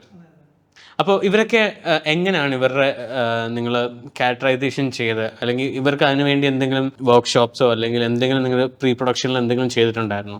നമ്മൾ നേരിട്ട് വർക്ക്ഷോപ്പ് കൊടുത്തിട്ടില്ല. പക്ഷേ ഇതിന് മുന്നേ ഒരു 2 മാസം മുന്നേ ഒക്കെ ഇവർക്ക് ഓൾറെഡി സ്ക്രിപ്റ്റ് ഫുള്ള്, നമ്മൾ ഒരാളുടെ മാത്രമല്ല ഏകദേശം ഫുള്ള് സ്ക്രിപ്റ്റ് കൊടുക്കുവാണ്. അപ്പം കൊടുത്തതിന് ശേഷം ഈ പറഞ്ഞ പോലെ അവരത് ഫുള്ള് വായിച്ചു. അപ്പോൾ അവരത് വായിച്ച് കഴിയുമ്പോഴത്തേക്ക് നമ്മൾ ചോദിക്കാം, എങ്ങനെയുണ്ട്, നിങ്ങളത് വായിച്ചു കഴിഞ്ഞപ്പോൾ നിങ്ങളുടെ എക്സ്പീരിയൻസ് എങ്ങനെയുണ്ടെന്ന് ചോദിക്കും. അപ്പോൾ അതിന് ശേഷം ആ ഓരോ ക്യാരക്ടേഴ്സും എങ്ങനെയാണ് വേണ്ടത്. ഇപ്പോൾ അതിനകത്ത് ഉദാഹരണം പറഞ്ഞാൽ എല്ലാവരും പറയാൻ പറ്റാത്തതുകൊണ്ട്, പീറ്റർ എന്ന് പറഞ്ഞ ക്യാരക്ടർ ഉണ്ടല്ലോ, ഫോട്ടോഗ്രാഫർ, പുള്ളി ആക്ച്വലി അങ്ങനെ ക്യാമറയൊന്നും യൂസ് ചെയ്യാത്ത ആളാണ്. അപ്പോൾ ഞാൻ പുള്ളിയോട് പറഞ്ഞൊരു കാര്യം എന്ന് വെച്ചാൽ, ചേട്ടാ അടുത്തുള്ള ഏതെങ്കിലും ഒരു സ്റ്റുഡിയോ, ഫ്രണ്ട്സിൻ്റെ ആരുടെങ്കിലും സ്റ്റുഡിയോയിൽ പോയിട്ട് എങ്ങനെയാണ് അവർ ക്യാമറ യൂസ് ചെയ്യാനായിട്ട് എങ്ങനെയാണ്. അപ്പോൾ ഒരു നമ്മളൊരു ചെറിയൊരു സീനുള്ളൂ പുള്ളി, എങ്കിൽ പോലും ആ ക്യാമറ പിടിച്ച് നിൽക്കുമ്പോൾ നമുക്കൊരു ആർട്ടിഫിഷ്യാലിറ്റി തോന്നാൻ പാടില്ലല്ലോ. അപ്പം അങ്ങനെ നമ്മൾ അങ്ങനെ ഒരു സംഭവങ്ങൾ എല്ലാവർക്കും കൊടുത്തായിരുന്നു. പുള്ളിയുടെ ഭയങ്കര നാച്ചുറൽ ആയിട്ട് തോന്നുന്നു. അതെ അതെ അതെ. മെയിൻ ആയിട്ട് നമ്മുടെ മെയിൻ ലീഡുകൾ ഉണ്ടല്ലോ, അവര് ആ ക്യാരക്ടർ ഭയങ്കര ജെന്യൂനായിട്ടാണ് ഹാൻഡിൽ ചെയ്തത്. നമുക്ക് ഒരാളോട് ദേഷ്യം തോന്നും അവരുടെ ആക്ടിങ് കാണുമ്പോൾ. അവർക്ക് എന്താണ് ഒരു പ്രീവിയസ് എക്സ്പീരിയൻസ്? തമ്പി എന്നൊക്കെ പറഞ്ഞ ക്യാരക്ടറില്ല, പുള്ളിക്ക് ഈ സംഭവം അയച്ചു കൊടുത്ത പുള്ളി അന്ന് തൊട്ടേ തമ്പിയായിട്ട് മാറുക. പുള്ളി ഡെയിലി പിന്നെ വിളിയും കാര്യങ്ങളും പിന്നെ തമ്പിയായിട്ടാ വിളിക്കണേ. അപ്പോൾ നമ്മൾ അപ്പോൾ അതിപ്പോൾ പ്രോ പറഞ്ഞാൽ നമ്മൾ കുറച്ചും കൂടി ഈ ക്യാരക്ടേഴ്സിനെ നമ്മൾ ഷൂട്ട് ചെയ്യുന്ന സമയത്താണെങ്കിൽ അല്ലാതെ ഫോണൊക്കെ വിളിക്കുമ്പോൾ അവരുടെ പേര് പറഞ്ഞ് ഇപ്പം തമ്പിച്ച അങ്ങനെ ഉണ്ടെന്ന് വിശേഷം എന്നൊക്കെ ചോദിച്ചാൽ അങ്ങനെ വിളിക്കണം. അപ്പോൾ കുറച്ചും കൂടി അവർക്ക് ആ ഒരു ക്യാരക്ടർ ഉള്ളിലോട്ട് ഇങ്ങനെ വരുവാണ്. അപ്പം അങ്ങനെ പേര് വിളിച്ചോ സംസാരിച്ചുകൊണ്ടും കുറച്ച് ഇമ്പ്രൂവ് ആയിട്ടുണ്ട്. പിന്നെ ഇത് നമ്മളെന്തൊക്കെ പറഞ്ഞാൽ അവരുടെ ഒരു കഴിവുണ്ട് അതിനകത്ത്. നമ്മളിപ്പോൾ പറഞ്ഞു കൊടുത്തെങ്കിൽ അവരുടെ ആ ഒരു കഴിവ് ഉപയോഗിച്ചിട്ട് അവർ നന്നായിട്ട് നമ്മൾ പറഞ്ഞ എങ്ങനെയാണോ നമുക്ക് വേണ്ട സാധനങ്ങൾ നന്നായിട്ട് തന്നിട്ടുണ്ട്. എനിക്കിപ്പോഴും ഈ ഷൂട്ട് കഴിഞ്ഞിട്ട് ആരുടെയും പേര് എനിക്കറിയില്ല. ഞാൻ തമ്പി, കോശി, പീറ്റർ, പ്രസിഡന്റ്, പുള്ളിയുടെ പേര് എന്താ ഉജിത്ത്, ഇങ്ങനെയാണ് ഞാനും ഫോണിലൊക്കെ സേവ് ചെയ്തേക്കണത്. തമ്പി എന്നൊക്കെ പറഞ്ഞ സേവ് ചെയ്തേക്കണം. ഒറിജിനൽ പേര് എനിക്ക് ഇപ്പോഴും അറിയില്ല. ഇതിനകത്ത് ഇപ്പൊ കണ്ടപ്പോഴാണ് നമ്മുടെ അനീഷേട്ടന്റെ ഭാര്യ ഇതിനകത്ത് അഭിനയിച്ചിട്ടുണ്ട്. അപ്പോ അതിലോട്ട് എങ്ങനെ എത്തി? അതിന്റെ ഒരു കാര്യം എന്ന് പറഞ്ഞാല്, ഇപ്പൊ ഞാൻ നേരത്തെ പറഞ്ഞതുപോലെ ഞങ്ങൾ ഇതിനു മുമ്പ് ഒരു ഷോർട്ട് ഫിലിം ഒരു ചെയ്തിട്ടുണ്ടായിരുന്നു. അപ്പൊ അതിനകത്ത് എന്റെ മോൻ അതിനകത്ത് ചെറുതായിട്ടൊരു ഉണ്ടായിരുന്നു. അപ്പം എനിക്ക് അടുത്ത ഒരു സാധനം ചെയ്യുമ്പോൾ എന്റെ അന്ന് മോളില്ലായിരുന്നു. അപ്പം മോക്ക് 1 വയസ്സേ ഉള്ളൂ. അപ്പം അവളെ ഒന്ന് ഇൻക്ലൂഡ് ചെയ്യിപ്പിക്കണമെന്നുണ്ടായിരുന്നു. അതിനകത്തുള്ള വേറൊരു പ്രശ്നം എന്ന് പറഞ്ഞാൽ ഇവൾ ആരുടെ അടുത്തും പോത്തില്ല. അപ്പം അങ്ങനെ ഉണ്ടാക്കിയ ഒരു ക്യാരക്ടറാണ് ജെറിൻ. ഇതിനകത്ത് ജെറിന്റെ പെങ്ങളായിട്ട് ജിൻസി വരട്ട്. ജിൻസി അപ്പൊ കൊച്ചിനെ പിടിച്ചോട്ട് അങ്ങനെ ഒരു ആഗ്രഹം കൊണ്ട് ചെയ്ത ഒരു ക്യാരക്ടറാണത്. പിന്നെ കുഞ്ഞിന്റെ കാര്യം പറയാനാണെങ്കിൽ ഇതിന്റെ സ്ക്രിപ്റ്റും കാര്യങ്ങളും എല്ലാം ലോക്കായിട്ട് ഞാൻ വിഷ്ണുവായിട്ട് പരിചയപ്പെടുന്നു. കാര്യങ്ങളെല്ലാം ചെയ്തതിന് ശേഷവും നമ്മൾ ഇതിനകത്തൊരു പ്രീ പ്രൊഡക്ഷനകത്ത് കുറച്ച് പ്ലാനിങ് വേണമല്ലോ. നമ്മളിത് എങ്ങനെ ചെയ്യണം, ഇത് എങ്ങനെ ഷൂട്ട് വെക്കണം, അങ്ങനെയുള്ള കാര്യങ്ങൾ ഞാനും വിഷ്ണുവായിട്ട് ഡിസ്കസ് ചെയ്തിട്ടുണ്ടായിരുന്നു. അപ്പം ഇതെല്ലാം ഈ വിഷ്ണു നേരത്തെ പറഞ്ഞതുപോലെ ഈ 10 മണി കഴിഞ്ഞിട്ടാണ് വിഷ്ണു ഓഫീസിൽ നിന്ന് തിരിച്ച് വീട്ടിൽ വരുന്നത്. ഒരു 11 മണി അല്ലെങ്കിൽ ആ ഒരു 12 മണിക്ക് ശേഷമാണ് ഇന്ത്യൻ ടൈം 12 മണിക്ക് അല്ലെങ്കിൽ 1 മണിക്ക് ശേഷമാണ് ഞങ്ങൾ ഇരിക്കാറുള്ളത്. അപ്പൊ ഇവിടെ ഏകദേശം ഇത് ഞാൻ വർക്ക് ഫ്രം ഹോം ആണ്. ഒരു ദിവസമാണ് എനിക്ക് ജോലിക്ക് ഓഫീസിൽ പോകേണ്ടത്. അപ്പൊ അതിന്റെ ഇടയ്ക്ക് ഞാൻ ഈ മീറ്റിങ്ങുകൾ ഇല്ലാത്ത സമയത്ത് ഈ സമയം അങ്ങനെ ആ രീതിയിൽ പ്ലാൻ ചെയ്തിട്ട് ഞങ്ങൾ 1-2 മണിക്കൂറുകൾ ഇരിക്കാറുണ്ട്. അപ്പം എനിക്കൊന്ന് വിഷ്ണു ചിലപ്പോൾ ദിവസങ്ങളിലൊക്കെ ഉറങ്ങുന്നത് 4-5 മണിക്കാണ് വെളുപ്പിന്.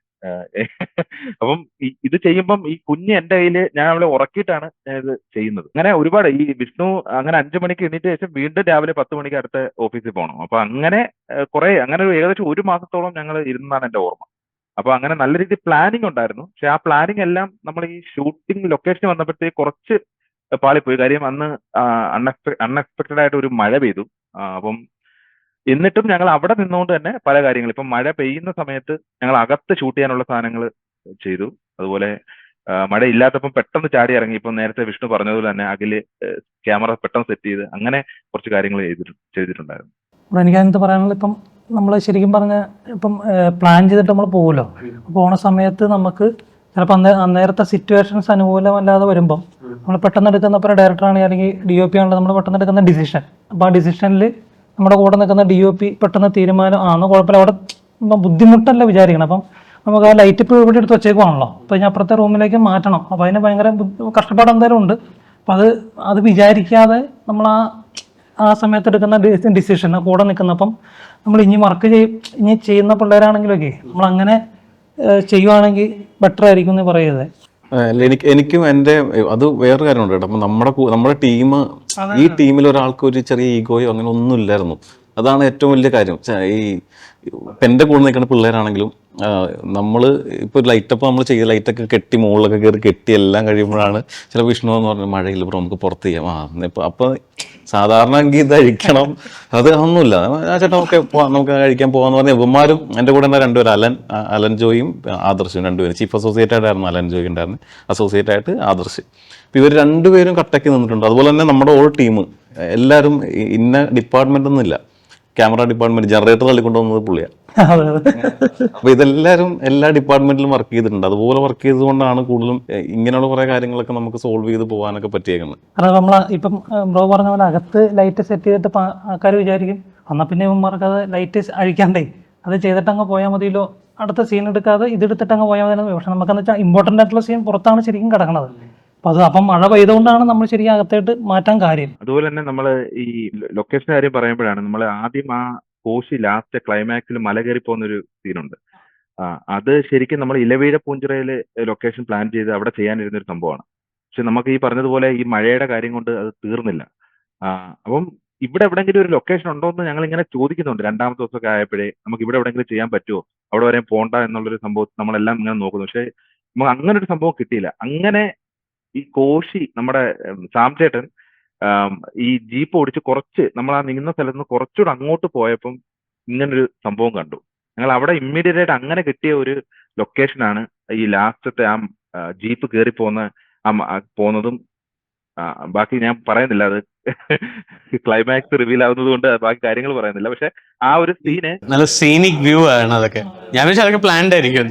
ഇല്ലല്ല, അത് ഞങ്ങൾ ഇലവീഴ പൂഞ്ചിറ അപ്പം നല്ല മഴയാണ്. അപ്പോൾ ആ സമയത്ത് ഇലവീഴ പൂഞ്ചിറ ഇടിവെട്ടും പ്രശ്നങ്ങളൊക്കെ ഉള്ളതുകൊണ്ട് പോക്ക് റിസ്ക്കുമാണ്. പിന്നെ ഇവിടുന്ന് കുറേ ഉണ്ട്, ഞങ്ങളുടെ ലൊക്കേഷനിൽ അങ്ങോട്ട് കുറേ ദൂരമുണ്ട്. അങ്ങനെ നിൽക്കുമ്പോഴാണ് കോശിച്ചേട്ടൻ്റെ ഈ സീൻ എടുക്കുമ്പോൾ പുള്ളി വണ്ടി ഓടിച്ച് കുറച്ച് ഫ്രണ്ടിലോട്ട് പോയി എന്ന് പറഞ്ഞാൽ കുറച്ചേ ഉണ്ടായിരുന്നുള്ളൂ. അപ്പോൾ വണ്ടി തിരിക്കാനേ മറ്റേ പോയതാണ്. പോയപ്പോൾ പുള്ളി ഒരു സ്ഥലം കണ്ട് കൊള്ളാലോ എന്ന് വന്ന് എടാ അവിടെ ഒരു സ്ഥലം ഉണ്ടാവും നോക്കി എന്ന് പറഞ്ഞ് അങ്ങനെ ചെന്ന് കയറിയപ്പോൾ തന്നെ അത് ലോക്ക് ചെയ്തു. ഓക്കെ ഇത് ഓക്കെ. എന്നാലും ഞങ്ങൾ മുകളിലോട്ട് കയറിയില്ല. ഒരു അച്ഛനുമായിട്ട് സംസാരിക്കുന്ന സീൻ മാത്രമാണ് അവിടെ ആദ്യം ചെയ്തത്. പിന്നെ മുകളിലോട്ട് കയറി ചെന്ന് നോക്കിയപ്പോഴത്തേക്ക് നല്ല വ്യൂ. പിന്നെ ആ ഷൂട്ടിൻ്റെ സമയത്ത് നമുക്ക് അവിടെ കുറച്ച് മഞ്ഞും കാര്യങ്ങളൊക്കെ ഇട്ട് അത് എങ്ങനെ കിട്ടി എന്തായാലും. അതും ഭയങ്കര ലക്കിൽ കിട്ടിയൊരു ലൊക്കേഷനാണ് ഏറ്റവും ലാസ്റ്റത്തെ ആ ഒരു സംഭവം. ഇതിൽ ഏതെങ്കിലും സീൻസോ ഷോർട്സോ എന്തെങ്കിലും നിങ്ങൾ പ്ലാൻ ചെയ്തു എന്നിട്ട് നടക്കാതെ പോയ എന്തെങ്കിലും സീൻസ് ഉണ്ടോ? അത് ഈ മഴ കൊണ്ട് തന്നെ നമുക്ക് ഇപ്പം ആ ഫൈറ്റ് സീക്വൻസ് ഉണ്ട്. ഇപ്പം ആ ജെറിൻ എന്ന് പറഞ്ഞ ക്യാരക്ടറും കോശിയായിട്ടുള്ള ഫൈറ്റ് സീക്വൻസ് ഉണ്ട്. അപ്പം അത് ഈ പറഞ്ഞതുപോലെ നമുക്ക് മറ്റേ ആ ഫൈറ്റ് സീൻ നമ്മുടെ ഡയറക്ടർ ഭയങ്കര അടിപൊളി ഫൈറ്റൊക്കെ നഞ്ചക്കൊക്കെ വെച്ചിട്ട് അടിപൊളി ഫൈറ്റ് ആയിരുന്നു. അപ്പോൾ നഞ്ചക്കായിട്ടുള്ള എക്സ്പീരിയൻസ് എങ്ങനെയാണ്? ഇതിന് വേണ്ടി പഠിച്ചതാണോ അതോ? ഒന്നല്ല, നമ്മൾ വേറെ ഇപ്പോൾ ഒരു തോക്കൊക്കെ ആയിരുന്നു പ്ലാൻ ചെയ്തിരുന്നത് വെച്ചാൽ അത് കോമഡി ആയനെ. അപ്പം അത് കിട്ടാതൊക്കെ വന്ന് അങ്ങനെ സമയത്താണ് നമ്മുടെ ഈ പറഞ്ഞ ഇത് കപ്പിയാരായിട്ട് അഭിനയിച്ചാണ് ഈ അഭിജിത്ത് എന്ന് പറഞ്ഞ ഇപ്പം വീടിൻ്റെ അടുത്തുണ്ടെന്ന് പറഞ്ഞ പയ്യല്ലേ നമ്മുടെ അസിസ്റ്റൻ്റായിട്ട് വർക്ക് ചെയ്തത്. അപ്പം അവൻ്റെ ഈ നെഞ്ചൊക്കെ അവൻ്റെ വീട്ടിലുണ്ട്. അപ്പം ഞാൻ ഇതുപോലെ ഒരു ദിവസം തലേദിവസം, അതായത് ഈ വണ്ടിയായിട്ട് തന്നെ ആ സമയത്താണ് ചോദിക്കുന്നത് എന്തെങ്കിലും സംഭവം ഉണ്ടോ കയ്യിൽ, എന്തെങ്കിലും വെപ്പണം എന്തെങ്കിലും സംഭവം ഉണ്ടോ എന്ന് ചോദിച്ചപ്പം ചേട്ടൻ എന്നെ പോലെ ഒരു നെഞ്ചക്ക് കയ്യിലുണ്ടെന്ന് പറഞ്ഞു. അന്ന് എടുത്തോന്ന് പറഞ്ഞു. അപ്പോൾ ശരിക്കും നമ്മൾ അതിൻ്റെ രാവിലെ വന്നിട്ട് രാവിലെ 6:30 ആകുമ്പോൾ എഴുന്നേറ്റ് ഞാനും ഇവനും കൂടി ഭയങ്കര പ്രാക്ടീസ് പരിപാടികൾ ചേട്ടാ അങ്ങനെ ഇങ്ങനെ എന്നൊക്കെ പറഞ്ഞ് ഞാൻ ചെയ്യണമുണ്ട്. പക്ഷേ അത് പാടില്ല. അപ്പം ഈ പറഞ്ഞ പോലെ നമ്മൾ ലൊക്കേഷനിൽ ഒന്ന് മഴ കാരണം ഇതൊന്നും നമ്മൾ പറഞ്ഞെല്ലാം മാറി. ബ്രോ നമുക്ക് ഈ സിനിമാറ്റിക് കുറച്ച് ഫ്രെയിംസാണ് ഉദ്ദേശിച്ചത് അപ്പം പക്ഷെ അതെല്ലാം നമുക്ക് മാറ്റിയിട്ട് ഹാൻഡ് ഹെൽഡ് പോകാമെന്ന് പറഞ്ഞു. അങ്ങനെയാണ് ആ ഫൈറ്റ് സീക്വൻസ് ഇപ്പോൾ കാണുന്ന രീതിയിലേക്ക് ആയത്. അപ്പോൾ ശരിക്കും നമ്മൾ അതിനൊരു വർക്ക് ഉണ്ടായിരുന്നു, നമുക്ക് ഇങ്ങനെ വേണം എന്നുള്ള സ്റ്റൈലുണ്ടായിരുന്നു. പിന്നെ അനീഷേട്ടൻ പറഞ്ഞത് വേറെ സ്റ്റൈലായിരുന്നു. പള്ളിപ്പെരുന്നാളിൻ്റെ ഒരു ഫ്രെയിമിൽ ഇതുപോലെ കോശി വരുമ്പം ആൾക്കൂട്ടത്തിൻ്റെ ഇടയിൽ വെച്ചിട്ട് ജെറിനെ കാണുന്നതായിരുന്നു. നമുക്ക് എന്തായാലും എടുക്കാൻ പറ്റാത്തതുകൊണ്ട്, ഷോർട്ട് ഫിലിം ആയതുകൊണ്ട് എടുക്കാൻ പറ്റാത്തതുകൊണ്ട് നമ്മൾ അഡ്ജസ്റ്റ് ചെയ്താണ്. ലിമിറ്റേഷൻസ് ഉണ്ട്. നമ്മളൊരു സിനിമ ആയിരുന്നെങ്കിൽ ഡെഫിനറ്റ്ലി വേറെ രീതിയിൽ കുറച്ച് കാര്യങ്ങൾ മാറ്റം വരുമായിരുന്നു. പക്ഷെ അപ്പോൾ ആ ലിമിറ്റേഷനുള്ളിൽ നിന്നതുകൊണ്ട് തന്നെ ടെക്നിക്കൽ സൈഡ് പെർഫെക്ഷൻ ആക്കാൻ നമ്മൾ ശ്രമിച്ചിട്ടുണ്ട്. അത് അത്യാവശ്യം സക്സസ് ആയെന്നാണ് നമ്മുടെ തോന്നല്. തീർച്ചയായും എനിക്ക് വർക്ക്ഔട്ട് ആയത്. അപ്പോൾ ആ ഒരു സീൻ പിന്നെ നമുക്ക് എടുക്കാനേ പറ്റാതിരുന്ന ഒരു സീൻ വെച്ചാൽ ലാസ്റ്റ് ഈ കോശി നമ്മുടെ ഒരു ശവപ്പെട്ടിക്കടയിലേക്ക് ചെല്ലുന്നൊരു സീനുണ്ട്. അവിടുത്തെ സാബു എന്ന് പറഞ്ഞൊരു ശവപ്പെട്ടിക്കടക്കാരുണ്ട്. അപ്പോൾ ആ സീൻ നമുക്ക് എടുക്കാനേ പറ്റില്ല. 2 ദിവസവും നമ്മളിതുപോലെ രാത്രിയിൽ ഈ ബ്രോ പറഞ്ഞ ജനറേറ്റർ കാറി കയറ്റും, മഴ വരെ എടുത്തു വയ്ക്കും. ഇത് തന്നെ 2 ദിവസവും നമുക്ക്. അപ്പോൾ അത് വേറെ സ്ഥലത്താണ്, നമ്മൾ ഈ ലൊക്കേഷനല്ല. അപ്പോൾ അതുകൊണ്ട് അങ്ങോട്ട് പോകാനേ പറ്റിയില്ല. അപ്പോൾ ആ ഒരു സീൻ മാത്രം നമുക്ക് അത് എടുത്തില്ല, നമ്മളത് നമുക്ക് മിസ്സിങ് ആയി. അതിന് പകരമാണ് ഒരു ഫോൺ കോൾ. ഫോൺ കോൾ നമ്മൾ അഡ്ജസ്റ്റ് ചെയ്ത് എന്ത് ചെയ്യും എന്നിങ്ങനെ ആലോചിച്ചിട്ടാണ് നമ്മൾ അങ്ങനെ ഒരു ഫോൺ കോൾ നമുക്കിത് ചെയ്യാം എന്ന് പറഞ്ഞിട്ട് ഇങ്ങനെ സെറ്റ് ചെയ്തു. പോസ്റ്റ് പ്രൊഡക്ഷൻ സെക്ഷനിൽ ബ്രോനിപ്പോൾ എഡിറ്റിംഗ് പറഞ്ഞല്ലോ, ഒന്ന് ബ്രോ വർക്കിങ്ങിൻ്റെ ഇടയ്ക്കാണ് ചെയ്യുന്നത്. അപ്പോൾ ഇതിനെന്തെങ്കിലും ഒരു സ്പെസിഫിക് പ്രോസസ്സ് ഉണ്ടായിരുന്നോ എഡിറ്റിങ്ങിന്? ലൈക്ക് ഓൾറെഡി ബ്രോ ഒരു സിനിമയിൽ അസിസ്റ്റ് ചെയ്തെന്ന് പറഞ്ഞു. അപ്പോൾ അതിലൂടെ ബ്രോ പഠിച്ച ഒരു രീതി കാണുമോ, ഒരു പൈപ്പ് ലൈൻ അല്ലെങ്കിൽ ഒരു വർക്ക് ഫ്ലോ കാണുമല്ലോ, അതൊന്ന് ചെറുതായിട്ടൊന്ന് എക്സ്പ്ലെയിൻ ചെയ്യാം, കുറേ പേർക്ക് ഹെൽപ്ഫുൾ ആയിരിക്കും. അല്ല, ഇതിൽ ഓൾറെഡി സ്റ്റോറി കറക്റ്റ് ആ ഒരു സ്റ്റാർട്ട് തൊട്ട് തന്നെയാണ് നമ്മൾ എഡിറ്റ്. ഇപ്പോൾ ചില സമയത്തൊക്കെ നമുക്ക് ചിലപ്പോൾ ഇഷ്ടമുള്ള ഇപ്പോൾ സീൻ ഉണ്ടാവില്ല, നമ്മുടെ സ്ക്രിപ്റ്റ് ഉണ്ടാവും, ചിലപ്പോൾ ഇഷ്ടമുള്ള സീൻ നമ്മുടെ മോഡേൺ സ്റ്റൈലിൽ. അപ്പോൾ അതൊക്കെ ആയിരിക്കും ചിലപ്പോൾ ആദ്യം നമ്മൾ ഒരു ടൈം ലൈനിൽ സെറ്റ് ചെയ്യണത്. ഇപ്പോൾ ഒരു റീലായിട്ട് ഇപ്പോൾ റീൽ 1 അല്ലെങ്കിൽ റീൽ 7 എന്നൊക്കെ പറഞ്ഞ് നമ്മൾ ചെയ്യണത്. പക്ഷേ ഇത് ഞാൻ കണ്ടിന്യൂസ് ആയിട്ട് നമുക്ക് അങ്ങനെ റീൽ ചെയ്യേണ്ട ആവശ്യമില്ലാത്തതുകൊണ്ട് ഇത് അത്ര. അപ്പം സ്റ്റാർട്ട് തൊട്ട് എങ്ങനെയാണോ സ്റ്റോറി വരേണ്ടത് അതുപോലെ തന്നെ ടൈം എടുത്ത് ഓരോ സീൻ 1 സീൻ 2 അങ്ങനെ തന്നെയാണ് എഡിറ്റ് ചെയ്ത് പോയത്. പിന്നെ ഈ പറഞ്ഞ അനാവശ്യമായിട്ടുള്ള എഫക്റ്റുകളൊന്നും യൂസ് ചെയ്യാതെ ആകെ ഇപ്പം എനിക്കത് താല്പര്യമില്ലായിരുന്നെങ്കിൽ പോലും കോശിയുടെ ഇൻട്രൊഡക്ഷൻ ആയതുകൊണ്ട് മാത്രം സ്ലോ മോഷൻ ഇട്ടു. പിന്നെ വേറെ 1-2 സ്ഥലത്ത് ഇട്ടു. അനീഷേട്ടൻ പറഞ്ഞ് വേണ്ടെന്ന് പറഞ്ഞ് മാറ്റുകയും ചെയ്തു. അപ്പോൾ അത് അങ്ങനെ ഈ പറഞ്ഞ പോലെ എൻ്റെ പ്രോസസ് എങ്ങനെയായിരുന്നു. ഓക്കെ, ഏതായിരുന്നു സോഫ്റ്റ്വെയർ യൂസ് ചെയ്യുന്നത്? FCP. പിന്നെ ഒത്തിരി കോമഡി സീൻ ഉള്ളതെന്ന് വെച്ചാൽ ഞാൻ രാത്രി എഡിറ്റ് ചെയ്യുമ്പോൾ ഇപ്പം അഭിജിത്തും ഞാനും കൂടി ഈ പറഞ്ഞ ഒരു 10-11 മണിയാകുമ്പോൾ സ്റ്റാർട്ട് ചെയ്യും. മിക്കവാറും ദിവസങ്ങളിൽ 5 മണിയൊക്കെ ആകുമ്പോഴാണ് തീരാറ്. അപ്പം അമ്മ തൊട്ടപ്പുറത്തെ റൂമിൽ കിടപ്പാം. അപ്പം അമ്മ ചിലപ്പം 2 മണിയൊക്കെ ആകുമ്പോൾ കട്ടൻ ചായ കൊണ്ട് തരും. അപ്പം ഇത് എഡിറ്റ് ചെയ്ത് പിറ്റേ ദിവസം രാവിലെ എഴുന്നേൽക്കുമ്പോൾ നമ്മൾ പണ്ട് ശബ്ദരേഖയില്ലേ റേഡിയൻ്റെ, അപ്പോൾ നമ്മളിങ്ങനെ കേൾക്കണ പോലെ ഫീലിൽ അമ്മ അപ്പുറത്തെ റൂമിൽ ഇത് കേട്ടോണ്ട് കിടപ്പായിരിക്കും. പിറ്റേ ദിവസം രാവിലെ എഴുന്നേറ്റ് വരുമ്പം മറ്റേ ജോർജിൻ്റെ ഡയലോഗില്ലേ, തമ്പിച്ച ചെറിയ പ്രശ്നമുണ്ടെന്ന് കൊള്ളാം, അതൊക്കെ ചെറിയ കോമഡി രീതിയിൽ നമ്മുടെ ലൈഫിൻ്റെ സിറ്റുവേഷൻ അനുസരിച്ചിട്ട് ഇപ്പം അത് തമ്പിച്ച പ്രശ്നമുണ്ടെന്നുള്ളത് തമ്പിച്ച ചെറിയ പ്രശ്നമുണ്ട്, ഓഫീസിൽ പോകാൻ കുറച്ച് വൈകി എന്നുള്ള രീതിയിലൊക്കെ ആ ഡയലോഗ്സ് എന്നോട് ഇങ്ങോട്ട് തിരിച്ചു പറയുന്ന കുറച്ച് മൊമെന്റ്സ് ഒക്കെ ഉണ്ടായിട്ടുണ്ട്. എങ്ങനെയുണ്ട് ഫാമിലി ഈ ഫിൽം മേക്കിംഗ് ചെയ്യുന്നതുകൊണ്ട് താല്പര്യമുണ്ടോ? അവരെങ്ങനെ സപ്പോർട്ടും കാര്യങ്ങളൊക്കെ? അവർ നേരത്തെ സപ്പോർട്ടല്ലായിരുന്നു. അമ്മ ഫുൾ സപ്പോർട്ടാണ്. ഫുൾ അമ്മയുടെ ഒരു അനിയത്തിൻ്റെ അവരുടെ സപ്പോർട്ടാണ്. പക്ഷേ ഇത് ഇറങ്ങിക്കഴിഞ്ഞപ്പോൾ ഈ പറഞ്ഞ പോലെ അമ്മയുടെ ആങ്ങള ഇവരൊക്കെ നമ്മുടെ ഫാമിലിയിലുള്ള എല്ലാവരും തന്നെ ഇങ്ങനെ ഒരു വലിയ ഉത്സവം പോലെ ഇത് ഷെയർ ചെയ്യലും ഇപ്പം 1.5 ലക്ഷം ആയി എന്നുള്ള രീതിയിൽ വന്നപ്പോൾ തന്നെ രാവിലെ വിളിച്ച് ഇപ്പം അമ്മേനെ വിളിച്ചിട്ട് അപ്ഡേറ്റ് ചെയ്യുക, എടി ഇന്നപോലെ ഇത്ര വ്യൂസ് ആയി. ഇപ്പോൾ 1 ലക്ഷം ആയപ്പോൾ തന്നെ 1 ലക്ഷം വ്യൂസ് ആയപ്പോൾ അത്ര അവർ ഭയങ്കര ഹാപ്പി ആയിട്ട് എന്തോ വലിയൊരു സംഭവം അതൊരു എൻജോയ്മെൻ്റ് ആയിട്ട് കാണുവാണ്.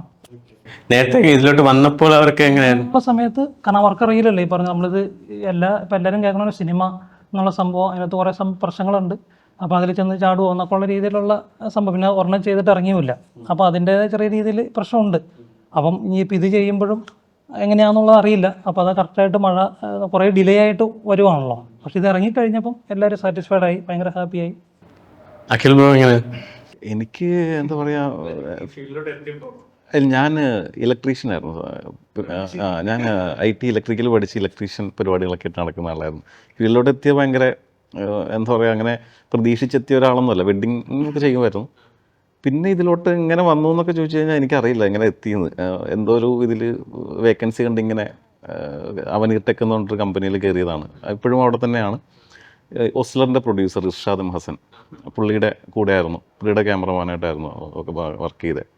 അവിടെ നിന്നാണ് തുടക്കം. എത്ര വർഷമായി? ഇപ്പോൾ ഒരു 7 വർഷം കഴിഞ്ഞു. 2018 തൊട്ടിട്ട് ആണ് ഈ ഫിലിമിലോട്ട് എത്തണത്. അവിടെ നിന്നൊരു ഷോർട്ട് ഫിലിം ചെയ്യണതാണ് ആദ്യമായിട്ടൊരു ഷോർട്ട് ഫിലിം. ഞാൻ അതിന് മുമ്പ് അങ്ങനെ ഷോർട്ട് ഫിലിം ഒന്നും കാണാറുമില്ല. നമ്മൾ ഇപ്പോൾ ഈ ഇൻ്റർവ്യൂ പരിപാടികളും ഈ ഓഡിയോ ലോഞ്ചും വെഡ്ഡിങ്ങിൻ്റെ ചെറിയ പരിപാടികളൊക്കെ ആയിട്ട് ഇങ്ങനെ പോകണമല്ലാണ്ട് ഇങ്ങനെ ഒരു ഇതിലേക്ക് മാറും എന്നുള്ളൊരു അങ്ങനെ ഒരു ഇതുണ്ടെന്ന് പോലും മനസ്സിലില്ലായിരുന്നു. പക്ഷേ അവിടെ കയറി ഇങ്ങനെ ഒരു ഷോർട്ട് ഫിലിം വന്നപ്പോൾ ചെയ്തു. പക്ഷേ അതിൻ്റെ ഔട്ട് വന്നപ്പോൾ ഭയങ്കര, അപ്പോഴാണ് എനിക്കൊരു കോൺഫിഡൻസ്, എനിക്ക് എന്തൊക്കെയോ ചെയ്യാൻ പറ്റുമെന്നൊരു സാധനം കിട്ടിയത്. പിന്നെ അവിടുന്ന് പുള്ളിക്കും അതിലൊരു വിശ്വാസം ഉണ്ടായിരുന്നു തോന്നുന്നു. പുള്ളി അത് കഴിഞ്ഞിട്ടാണ് എന്നെ ഷോർട്ട് ഫിലിം പരിപാടികളിലേക്ക് എന്നെ മാറ്റുന്നതും. പിന്നെ അവിടുന്ന് ഇങ്ങോട്ട് കംപ്ലീറ്റ് 7 വർഷം 100 ഷോർട്ട് ഫിലിം. ലാലേട്ടനായിട്ടൊരു ഫോട്ടോ എടുത്തൊരു സംഭവമൊക്കെ ഉണ്ട്. എനിക്ക് അങ്ങനെ ഒരു ഇതിലൊക്കെ അങ്ങനെ ഇത് മൂവി ഫീൽഡ് ആയതുകൊണ്ട് ഒരുപാട് ലൊക്കേഷനിലൊക്കെ പോകാനൊക്കെ കിട്ടിയിട്ടുണ്ട്. അപ്പോൾ ഇങ്ങനെ കുറേ ആർട്ടിസ്റ്റിൻ്റെയൊക്കെ യൂട്യൂബ് ചാനലുകളൊക്കെ നമ്മളവിടെ ഹാൻഡിൽ ചെയ്യുന്നുണ്ടായിരുന്നു. അപ്പോൾ മെൻ്റലിസ്റ്റ് ആദി എന്ന് പറയുന്നൊരു ഭയങ്കര എനിക്ക് വലിയ കാര്യമാണ്. പുള്ളിക്കും അതുപോലെ തന്നെയാണ്. അപ്പോൾ പുള്ളിയുടെ ഒരു വർക്കിന് വേണ്ടിയിട്ട് ഇങ്ങനെ വിളിച്ചിട്ട് പറഞ്ഞു ലാലേട്ടനാണ്. അപ്പോൾ ഞാൻ പറഞ്ഞു വരാം എന്ന് പറഞ്ഞാൽ അങ്ങനെ ഞങ്ങൾ പോയി. പക്ഷെ അവിടെ ചെന്നപ്പോൾ ഞങ്ങളല്ല ചെയ്യണത്. ഞങ്ങൾ പറഞ്ഞു കോവിഡ് ടൈമാണ്, അപ്പോൾ ഞങ്ങളല്ല ചെയ്യണം, ക്യാമറ കൊടുത്താൽ മതി എന്ന് പറഞ്ഞു. ക്യാമറ കൊടുത്ത് വിട്ടു. അവിടെ ഇരുന്നു. കുറേ കഴിഞ്ഞാൽ പുള്ളി ഒന്ന് വിളിച്ചാൽ നിങ്ങൾ വന്നോ എന്ന് പറഞ്ഞാൽ അങ്ങനെ വിളിച്ച് ഞാനാണ് കയറിയതകത്ത്. അപ്പോൾ കോവിഡ് ടൈം ആയതുകൊണ്ട് അങ്ങനെ ആർക്കും പെർമിഷൻ ഇല്ല. ഞങ്ങൾ മൊത്തം 5 പേരുള്ളൂ. സാധാരണ ഷൂട്ടെന്ന് പറഞ്ഞാൽ എങ്ങനെ വിളിച്ചാൽ 10 പേര് 15 പേര് മിനിമം ഉണ്ടാവും. ഞാനുണ്ട്, ലാലേട്ടനുണ്ട്, പുള്ളിയുടെ PA ആണെന്ന് പറഞ്ഞ ഒരാളുണ്ട്, പിന്നെ ആദിശേട്ടൻ്റെ ഒരു അസിസ്റ്റ് ഒരു പുള്ളിയുണ്ട്. അപ്പോൾ ഇത്രയും ആളുകളേ ഉള്ളൂ ആ ഇതിൻ്റെ അകത്ത് പുള്ളിയുടെ ഹോട്ടലിൽ. അവിടെ ചെന്ന് പുള്ളി ഒരു മാജിക് ഷോയുടെ ഇതായിരുന്നു, ലാലോണം നല്ലോണം എന്നൊരു പ്രോഗ്രാം ഉണ്ടായിരുന്നു. അതിന് വേണ്ടിയിട്ട് അത് ഞാനാണ് ഷൂട്ട് ചെയ്തത് പുള്ളിയുടെ കൂടെ നിന്ന്. അപ്പോൾ ഭയങ്കര വലിയൊരു കയറിയപ്പോൾ തന്നെ പേടിയാണോ എക്സൈറ്റ്മെൻ്റ് ആണോ എന്താണെന്ന് അറിയില്ല. പുള്ളിയുടെ കൂടെ വർക്ക് ചെയ്യാൻ പറ്റിയത് അത് ഭയങ്കര വലിയൊരു കാര്യമായിട്ട്. കാരണം അങ്ങനെ ഒരു അത്ര ആളൊന്നും ഇല്ലാണ്ട് ഒരു ഇതും ഇല്ലാതെ പുള്ളിനെ കിട്ടുകയെന്ന് പറയുന്നത് അയ്യോ ഭയങ്കര. എന്നിട്ട് ഞാൻ പുള്ളിയുടെ ഒരു ഫോട്ടോ എടുത്തു. ഞാൻ പറഞ്ഞു ഇങ്ങനെ ഫോട്ടോ എടുക്കുന്ന കാര്യങ്ങൾ പറഞ്ഞപ്പോൾ ഞാൻ കൂടെ നിന്ന് ഫോട്ടോ എടുക്കാൻ അങ്ങനെ എനിക്ക് ലാലേട്ടൻ്റെ ഒരു ഫോട്ടോ എടുത്താൽ മതി എന്ന് പറഞ്ഞു. പുള്ളി പറഞ്ഞാൽ എന്താ മോനെ നിൽക്കാമെന്ന് പറഞ്ഞപ്പോൾ ഞാൻ ഫോട്ടോ എടുത്തു. അപ്പോൾ ദൃശ്യം 2ൻ്റെ ഗെറ്റപ്പാണെന്ന് തോന്നുന്നു. അത് കഴിഞ്ഞ് ഞാൻ വീട്ടിൽ ചെന്നിട്ട് ഇത് അപ്ലോഡ് ചെയ്യണമല്ലോ. അപ്ലോഡ് ചെയ്യാനായിട്ട് ഞാൻ ആദിച്ചനെ വിളിച്ച് ചോദിച്ചപ്പോൾ പറഞ്ഞു ഞാൻ നോക്കട്ടെ എന്ന് പറഞ്ഞു. അപ്പോൾ ലാലേട്ടനെ വിളിച്ച് ചോദിച്ചു എന്ന് തോന്നുന്നു. അപ്പോൾ പറഞ്ഞു അപ്ലോഡ് ചെയ്യണ്ടെന്ന് പറഞ്ഞു. പിറ്റേ ദിവസം ആദിച്ചനെ എന്നെ ഇങ്ങോട്ട് വിളിച്ചു എടാ അപ്ലോഡ് ചെയ്തോളാൻ പറഞ്ഞു എന്ന് പറഞ്ഞു. അപ്പോഴും ഞാൻ ആലോചിച്ചു ദൈവം നമ്മുടെ ഒരു ഫോട്ടോ പുള്ളി അവിടെ ഇരുന്നിട്ട് അപ്ലോഡ് ചെയ്തോളാൻ പറഞ്ഞു എന്നെങ്കിൽ അപ്പോൾ അതൊക്കെ ഒരു വലിയൊരു ഈ ഒരു ഫീൽഡിലോട്ട് വന്നതുകൊണ്ട് എനിക്ക് യാദൃശ്ചികമായിട്ട് കിട്ടിയേക്കണ കുറച്ച് ഭാഗ്യങ്ങളിലൊന്നാണ്. അത് വലിയൊരു അനുഭവമായിരുന്നു അത്. ലാലേട്ടൻ തന്നെയാണ് എല്ലാ ഷോട്ടുകളും പറഞ്ഞത്. അമ്മ ഇങ്ങനെ ഇവിടുന്ന് ഒരു ബ്രഷ് എടുക്കാൻ പറഞ്ഞാൽ അത് വെച്ചോ, ഓക്കെ. ഞാൻ ഒറ്റ സജഷൻ ഞാൻ ചോദിച്ചു, ഞാൻ ഈ സജഷൻ വെച്ചോട്ടെ, വേണ്ട ഇത് വെച്ചാൽ മതി, ഓക്കെ, അങ്ങനെ കുറേ സാധനങ്ങൾ. പക്ഷെ ആ പ്രോഗ്രാം എനിക്ക് കാണാനും പറ്റിയില്ല. അത് ഞാൻ ടെലികാസ്റ്റ് ചെയ്ത സമയത്ത് എനിക്ക് കാണാൻ പറ്റില്ല, അത് ഇതുവരെ ഞാൻ കണ്ടിട്ടുമില്ല. ഇനി അടുത്ത എന്താണ് പരിപാടി? നമ്മൾ ഷോർട്ട് ഫിലിം ചെയ്തു, ഓക്കെ, എന്തെങ്കിലും മനസ്സിൽ കണ്ടിട്ടായിരിക്കുമല്ലോ നമ്മൾ ചെയ്തിട്ടുണ്ടാവുക. അപ്പോൾ എന്താണ് നിങ്ങളുടെ നെക്സ്റ്റ് പ്ലാൻ? അല്ല, നമ്മുടെ ഉദ്ദേശം ഇത് തന്നെയാണ്, സിനിമ തന്നെയാണല്ലോ, എല്ലാവരുടെ ഉദ്ദേശം അത് തന്നെയാണ്. അപ്പോൾ ദൈവം സഹായിച്ച് നമുക്കിപ്പോൾ ഒരു പ്രൊഡ്യൂസേഴ്സിനൊക്കെ ഒന്ന് കാണിക്കാവുന്ന രീതിയിൽ നല്ലൊരു വർക്ക് ചെയ്യാൻ പറ്റി, എല്ലാവരും നന്നായിട്ട് നമ്മുടെ കൂടെ നിന്നുകൊണ്ട്. അപ്പം ഇനി അടുത്ത ഒരു സിനിമ തന്നെ ആണ് മൈൻഡിൽ. അപ്പോൾ അതെല്ലാ സാഹചര്യങ്ങളും ദൈവം സഹായിച്ച് അനുകൂലമായിട്ട് വന്നാൽ നമുക്ക് ചെയ്യാം. എല്ലാം റെഡിയാണോ? സ്ക്രിപ്റ്റും പരിപാടിയെല്ലാം? അല്ല, അത് ഇങ്ങനെ പ്ലാനിങ് നടക്കുന്നു എന്നുള്ള സംഭവമുള്ളൂ.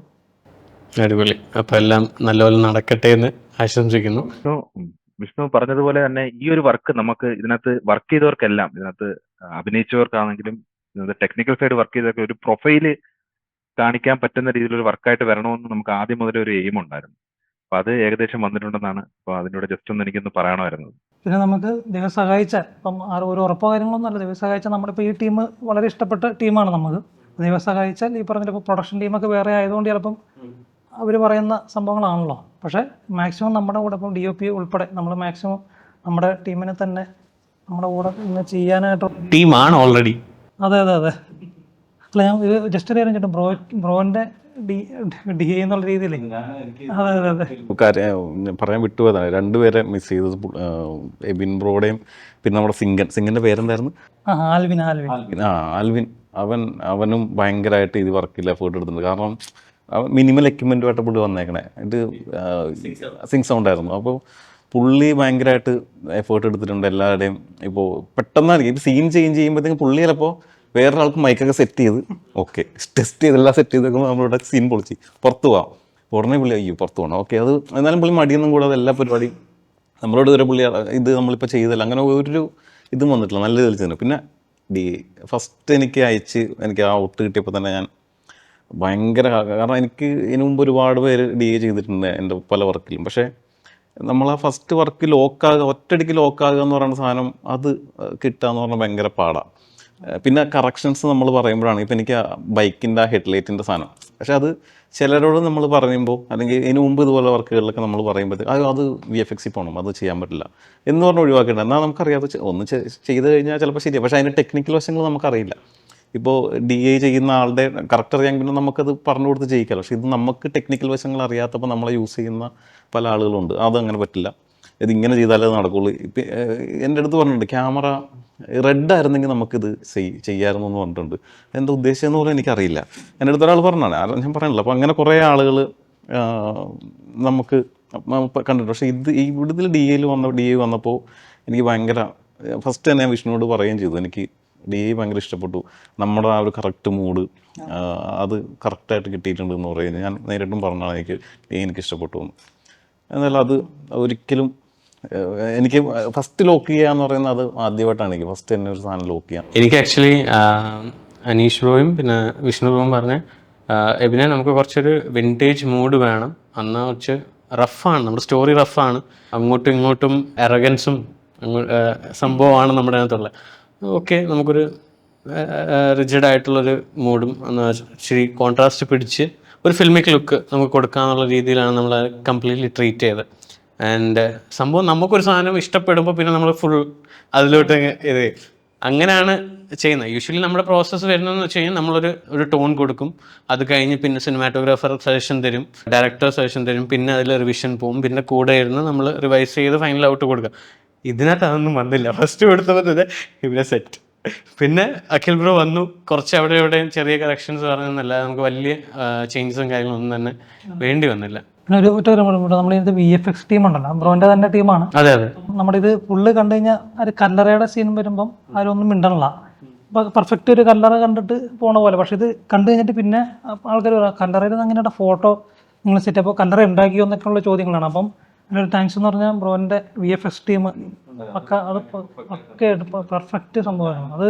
ഞാനും VFX എന്ന് പറയുമ്പോൾ ഞാനും ഓർത്ത് ഇത് എന്തായിരിക്കും എങ്ങനെ, പക്ഷെ ഇത് സത്യം പറഞ്ഞാൽ അത് നമ്മൾ പൊരി വെയിലത്താണ് ആ സാധനം ഷൂട്ട് ചെയ്തത്. അത് കാരണം ഇതെടുത്തിട്ടാണ്, കാരണം അവസാനം തളർന്ന് പാച്ച് എടുക്കാൻ പോയതാണെന്നുള്ളായിരുന്നു. ഞാൻ വയ്യാതായി. നമ്മുടെ VFX ടീം നല്ല സ്ട്രോങ് ആണ്. അവർക്ക് എന്ത് പറഞ്ഞാലും പറ്റത്തില്ല എന്ന് പറയത്തില്ല, ബ്രോ ട്രൈ ചെയ്ത് നോക്കാം. ഹരിയൊക്കെയാണ് നമ്മുടെ ലീഡ് ചെയ്യുന്നത്. പുള്ളിയും ആയിട്ട് റെഡി ആയിട്ട് ബ്രോ നമുക്ക് നോക്കാം, നിങ്ങൾ സജഷനും പറഞ്ഞല്ലോ റിഫ്ലക്ഷൻസും കാര്യങ്ങളും വരരുത് അങ്ങനെ അങ്ങനെ. അപ്പം എല്ലാം നമ്മൾ പറയുമ്പോഴും അവരും ആ രീതിയിൽ തന്നെ ഓക്കെ ബ്രോ നമുക്ക് ട്രൈ ചെയ്ത് നോക്കാം, പറ്റത്തില്ല എന്നല്ല ട്രൈ ചെയ്ത് നോക്കാം. അവർ ട്രൈ ചെയ്തു, 1-2 റിവിഷൻസ് നമ്മൾ തന്നു, ആൻഡ് ഫൈനൽ സംഭവം വർക്ക്ഔട്ടായി. ഡീറ്റെയിലിംഗ് അവർ അറിഞ്ഞുകൊണ്ട് ചെയ്താണെന്ന് അറിയില്ല. ഈ ചെറിയ ഇപ്പം നമ്മൾ പുതിയ കല്ലറ പണിതേക്കല്ലേ, അപ്പോൾ അത് ഇങ്ങനെ കിളച്ചൊക്കെ കൊണ്ടിട്ട് അതിൻ്റെ സൈഡിൽ ആ മണ്ണ് റീഫില്ല് ചെയ്ത് കഴിയുമ്പം ചെറുതായിട്ട് പൊട്ടി മുളച്ചിട്ട് ചെറിയ സെനൊക്കെ വരും. അപ്പോൾ അതൊക്കെ ചെറുതായിട്ട് അവിടെ കൊടുത്തിട്ടുണ്ട്. എല്ലാം അവരുടെ തന്നെ ക്രിയേറ്റിവിറ്റിയാണ്. ഇനി അടുത്ത പരിപാടി എന്നത്തേക്കാ സ്റ്റാർട്ട് ചെയ്യുന്നത്? ഇത് കഴിഞ്ഞിട്ട് അല്ല അത് അറിയില്ല ബ്രോ, നമ്മളിപ്പോൾ അതിൻ്റെ ഒരു പരിപാടി മൈൻഡിൽ ഇങ്ങനെ ഇടുക എന്നുള്ളത് മാത്രമേ ഉള്ളൂ. പിന്നെ അതിൻ്റെ ഇപ്പോൾ പ്രൊഡ്യൂസേഴ്സ് വന്ന് നമ്മളൊരു കഥ സെറ്റ് ആവണം. പിന്നെയും പറഞ്ഞ പോലെ നമ്മൾ ആഗ്രഹിച്ച രീതിയിൽ നമ്മുടെ ടെക്നീഷ്യന്മാർ നമ്മുടെ ഒപ്പം വരണം. അപ്പം അങ്ങനെ കുറേ കാര്യങ്ങളുണ്ട്. അപ്പോൾ അതെല്ലാം എത്രയും പെട്ടെന്ന് സംഭവിക്കട്ടെ എന്നാണ് പ്രാർത്ഥന. And one more thing, like നമ്മൾ ഇത്രയും വലിയ സംഭവം ചെയ്തു, നമ്മൾ സാറ്റിസ്ഫൈഡ് ആണ്. അതുപോലെ തന്നെ ഓഡിയൻസിന്റെ റെസ്പോൺസ് എങ്ങനെ ഉണ്ടായിരുന്നു? നിങ്ങളുടെ ഫ്രണ്ട്സ് ആയാലും പുറത്തുനിന്ന് ഒരാൾ കാണുമ്പോഴും അവരുടെ റെസ്പോൺസ് ആണല്ലോ നമ്മുടെ മെയിൻ എനർജി. അവിടെ നിന്ന് ഒരു സാധനം കിട്ടുമ്പോഴോ നമ്മൾ ചെയ്ത സാധനം ഇഷ്ടപ്പെട്ടു എന്ന് പറയുമ്പോൾ നമുക്ക് കിട്ടുന്നൊരു ഹൈ ഉണ്ടല്ലോ. അങ്ങനെ എന്തെങ്കിലും ഒരു സ്പെസിഫിക് ആയിട്ട് ആരെങ്കിലും ഇന്നൊരു സംഭവം അടിപൊളിയായിട്ടുണ്ട്, ഇന്നൊരു സാധനം ഇങ്ങനെ ഞങ്ങൾ വിചാരിച്ചില്ല, അങ്ങനെ എന്തെങ്കിലും ഒരു സാധനം റിവ്യൂ എന്തെങ്കിലും?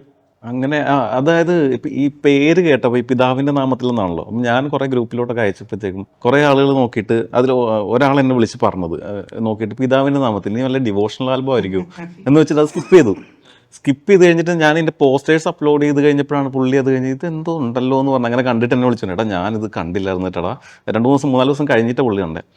ഞാൻ ഓർത്ത് ഇത് ഡിവോഷണൽ ആൽബം എന്തോ ആണെന്നാണ് ഞാൻ ഓർത്ത്, അതുകൊണ്ടാണ് കാണാൻ ഞാൻ അതുകൊണ്ട്. പിന്നെ പുള്ളി പറഞ്ഞേടാ എനിക്ക് ഇഷ്ടപ്പെട്ടു, എല്ലാ ആർട്ടിസ്റ്റും നന്നായിട്ട്, അങ്ങനെ കുറേ പുള്ളി നല്ലൊരു. അപ്പം ബ്രോ പറഞ്ഞപ്പോൾ സംഭവം നമ്മൾ ഡബ് ചെയ്യാൻ വേണ്ടി 1-2 സാധനം ഡബ് ചെയ്യേണ്ട വന്നായിരുന്നേ. അപ്പോൾ ഡബ് ചെയ്യാൻ വേണ്ടി ചെന്നപ്പോൾ അവിടുത്തെ എഞ്ചിനീയർ ഇതുപോലെ പിതാവിൻ ആ ടൈറ്റിൽ മാത്രം ആദ്യം പുള്ളി കണ്ടുള്ളൂ പിതാവിൻ്റെ. അപ്പം പുള്ളി ഇതുപോലെ ഡിവോഷണൽ എന്തോ സെറ്റപ്പാന്ന് പറഞ്ഞൊരു വലിയ ഇത് ഇമ്പോർട്ടൻസ് കൊടുക്കാതെയാണ് സ്റ്റാർട്ട് ചെയ്തത്.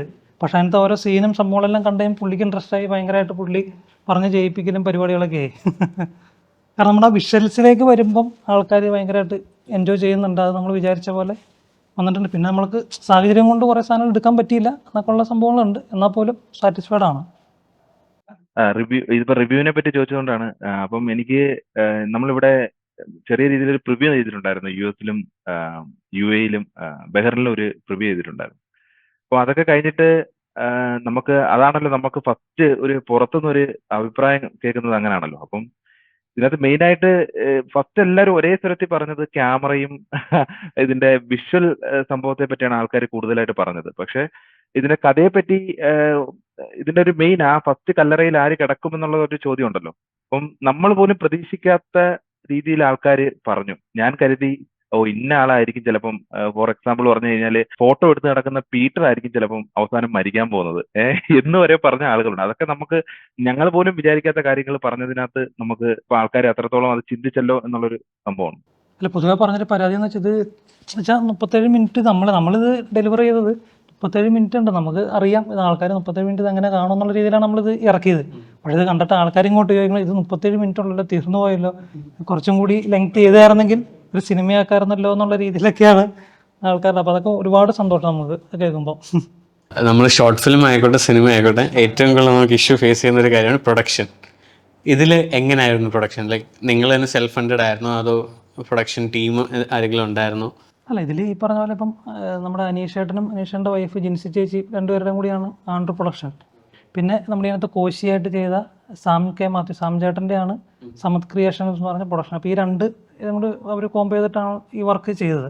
അപ്പം ഈ പറഞ്ഞൊരു ഷോർട്ട് ഫിലിം ആണ് എന്നുള്ള രീതിയിലല്ല, നമുക്ക് ആവശ്യമുള്ള ഇപ്പം ഒരു ഡയറക്ടർ എന്നുള്ള രീതിയിൽ നമ്മൾ എന്തെങ്കിലും കാര്യം പറഞ്ഞു കഴിഞ്ഞാൽ അപ്പോൾ അത് ആവശ്യമുള്ള സാധനം. പിന്നെ അനീഷേട്ടന് ഓൾറെഡി ഒരു നോളജ് ഉണ്ടല്ലോ ഇന്ന സാധനം ഇന്ന സംഭവങ്ങൾ നമുക്ക് വേണമെന്നാണ്. അപ്പം നമുക്ക് വേണ്ട സാധനം അത് ഭംഗിയാക്കാൻ സിനിമാറ്റിക് ആക്കാൻ വേണ്ടിയിട്ട് അവർ അത്രത്തോളം നമ്മളെ ഹെൽപ്പ് ചെയ്തിട്ടുണ്ട്. ഒരു ടെക്നിക്കൽ ഇപ്പോൾ ഡയറക്ടർ എന്നുള്ള രീതിയിൽ ഞാൻ നോക്കുമ്പോൾ. അപ്പം ഈ പറഞ്ഞ പോലെ പ്രൊഡക്ഷൻ സൈഡ് പക്ക സാറ്റിസ്ഫൈഡ് തരുന്ന രീതിയിലാണ് നമുക്ക് എല്ലാ കാര്യങ്ങളും ചെയ്ത് തന്നത്.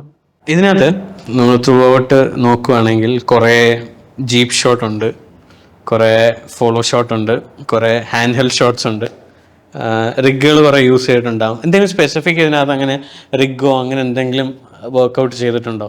ഇല്ല, ഇതിൽ റിഗിൻ്റെ യൂസ് നമുക്ക് ഉണ്ടായിരുന്നു, പക്ഷേ നമുക്ക് റിഗ് ഇല്ലായിരുന്നു. റിഗ് മാത്രമല്ല, കുറേ പരിപാടികൾ നമ്മൾ ഇതിൽ ട്രൈ ചെയ്യണമെന്ന് പറഞ്ഞൊക്കെ ഇരുന്നിട്ടുണ്ട്. ബോൾട്ട് മൂവ്മെൻ്റ് ഒക്കെ നമുക്ക് ചെയ്യാമെന്നൊക്കെ പറഞ്ഞിട്ട് നമ്മൾ തന്നെ ചെയ്യാമെന്നുള്ള പരിപാടികളൊക്കെ ഉണ്ടായിരുന്നു. പക്ഷേ നമ്മുടെ ടൈം വെച്ചിട്ടും ഒക്കെ ഒരുപാട് പ്രാക്ടീസ് ചെയ്യണമായിരുന്നു. അപ്പോൾ അതൊക്കെ നമ്മൾ കുറേ കട്ട് ചെയ്തിട്ടുണ്ട്. പിന്നെ റിഗ് വേണ്ട കുറേ സ്ഥലങ്ങളുണ്ടായിരുന്നു. അവിടെ നമ്മൾ അതിനെ ഒന്ന് സോൾവ് ചെയ്തെടുക്കാനായിട്ട് ട്രൈപോഡ് വെച്ചിട്ടൊക്കെ ചെയ്യാമെന്ന പ്ലാനൊക്കെ ഉണ്ടായിരുന്നു. പക്ഷേ ഈ മഴയും പ്രശ്നങ്ങളൊക്കെ വന്നപ്പോഴത്തേക്ക് നമ്മൾ പിന്നെ ആ പ്ലാനൊക്കെ ഡ്രോപ്പ് ചെയ്തു. പിന്നെ ഞാൻ ബോണറ്റിൽ കയറിയൊക്കെയാണ് പരിപാടിയൊക്കെ ചെയ്തത്.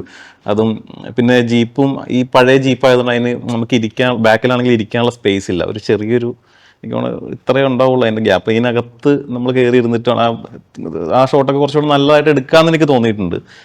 തോക്ക് പുറത്തോട്ട് വരുന്ന ഒരു ഷോട്ടുണ്ട്. അത് വീലിൻ്റെ അവിടെ നിന്ന് ജസ്റ്റ് ക്യാമറ പാൻ ചെയ്ത് പറഞ്ഞൊരു സാധനമായിരുന്നു. അപ്പോൾ അത് കുറേ കൂടി നന്നായിട്ട് അതായത് ജീപ്പിനെ ഫോളോ ചെയ്ത് വന്ന് വീലിൻ്റെ അവിടെ നിന്ന് നേരെ പൊങ്ങി വന്ന് അങ്ങനെയൊക്കെ ചെയ്യണമെന്നൊക്കെ ആഗ്രഹം ഉണ്ടായിരുന്നു എനിക്ക്. പക്ഷേ നമ്മുടെ ടൈം വെച്ചിട്ടും പിന്നെ ആ ഒരു ഇതൊക്കെ വെച്ച് നമുക്കതൊന്നും പറ്റിയില്ല. എന്നാലും നമ്മൾ മാക്സിമം ജീപ്പിൻ്റെ ആ ഒരു പകുതിയൊക്കെ വെച്ചാണ് ഇരുന്നത്. ജീപ്പിൽ ബാക്ക് സൈഡിൽ ഇരുന്നിട്ടൊക്കെയാണ് ആ ഷോട്ട് എടുക്കുകയൊക്കെ ചെയ്തത്. അത് ഭയങ്കര ചലഞ്ചിങ്ങും ആയിരുന്നു. അത് എടുക്കാൻ കുറേ ഒരു 6ഓളം ടേക്ക് അത് പോയിട്ടാണ്. കാരണം നമ്മുടെ ലെൻസ് മാനുവൽ ലെൻസ് അല്ല, പുള്ളറില്ല, ഓട്ടോ ഫോക്കസ് ആണ്.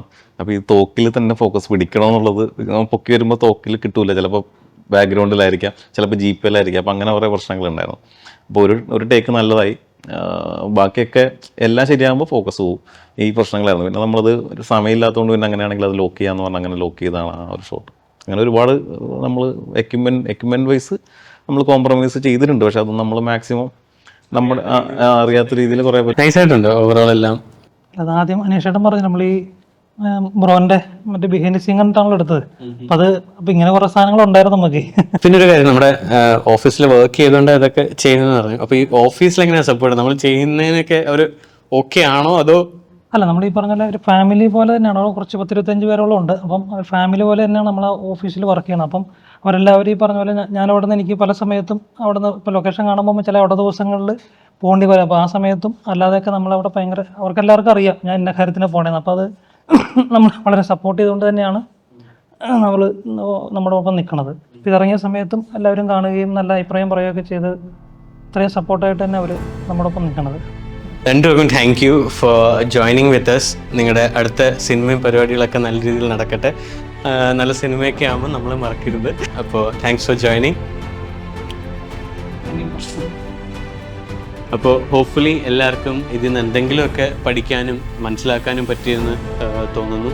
അപ്പോൾ ഇതുപോലെ നല്ല നല്ല വീഡിയോസും ഇൻ്റർവ്യൂസും അതുപോലെ തന്നെ ടെക്നിക്കൽ പരമായിട്ടുള്ള പല കാര്യങ്ങളും ആണ് നമ്മുടെ ഈ ചാനൽ ഷെയർ ചെയ്യുന്നത്. ഇതുപോലെ നല്ല നല്ല പോഡ്കാസ്റ്റായിട്ട് നമ്മൾ ഇനിയും വരുന്നതായിരിക്കും. അപ്പോൾ subscribe to my channel for more such amazing video. ഇപ്പോൾ അടുത്ത വീഡിയോയിൽ കാണുന്നവരെ ഐ എം ഫിലിപ്പ്. ബൈ.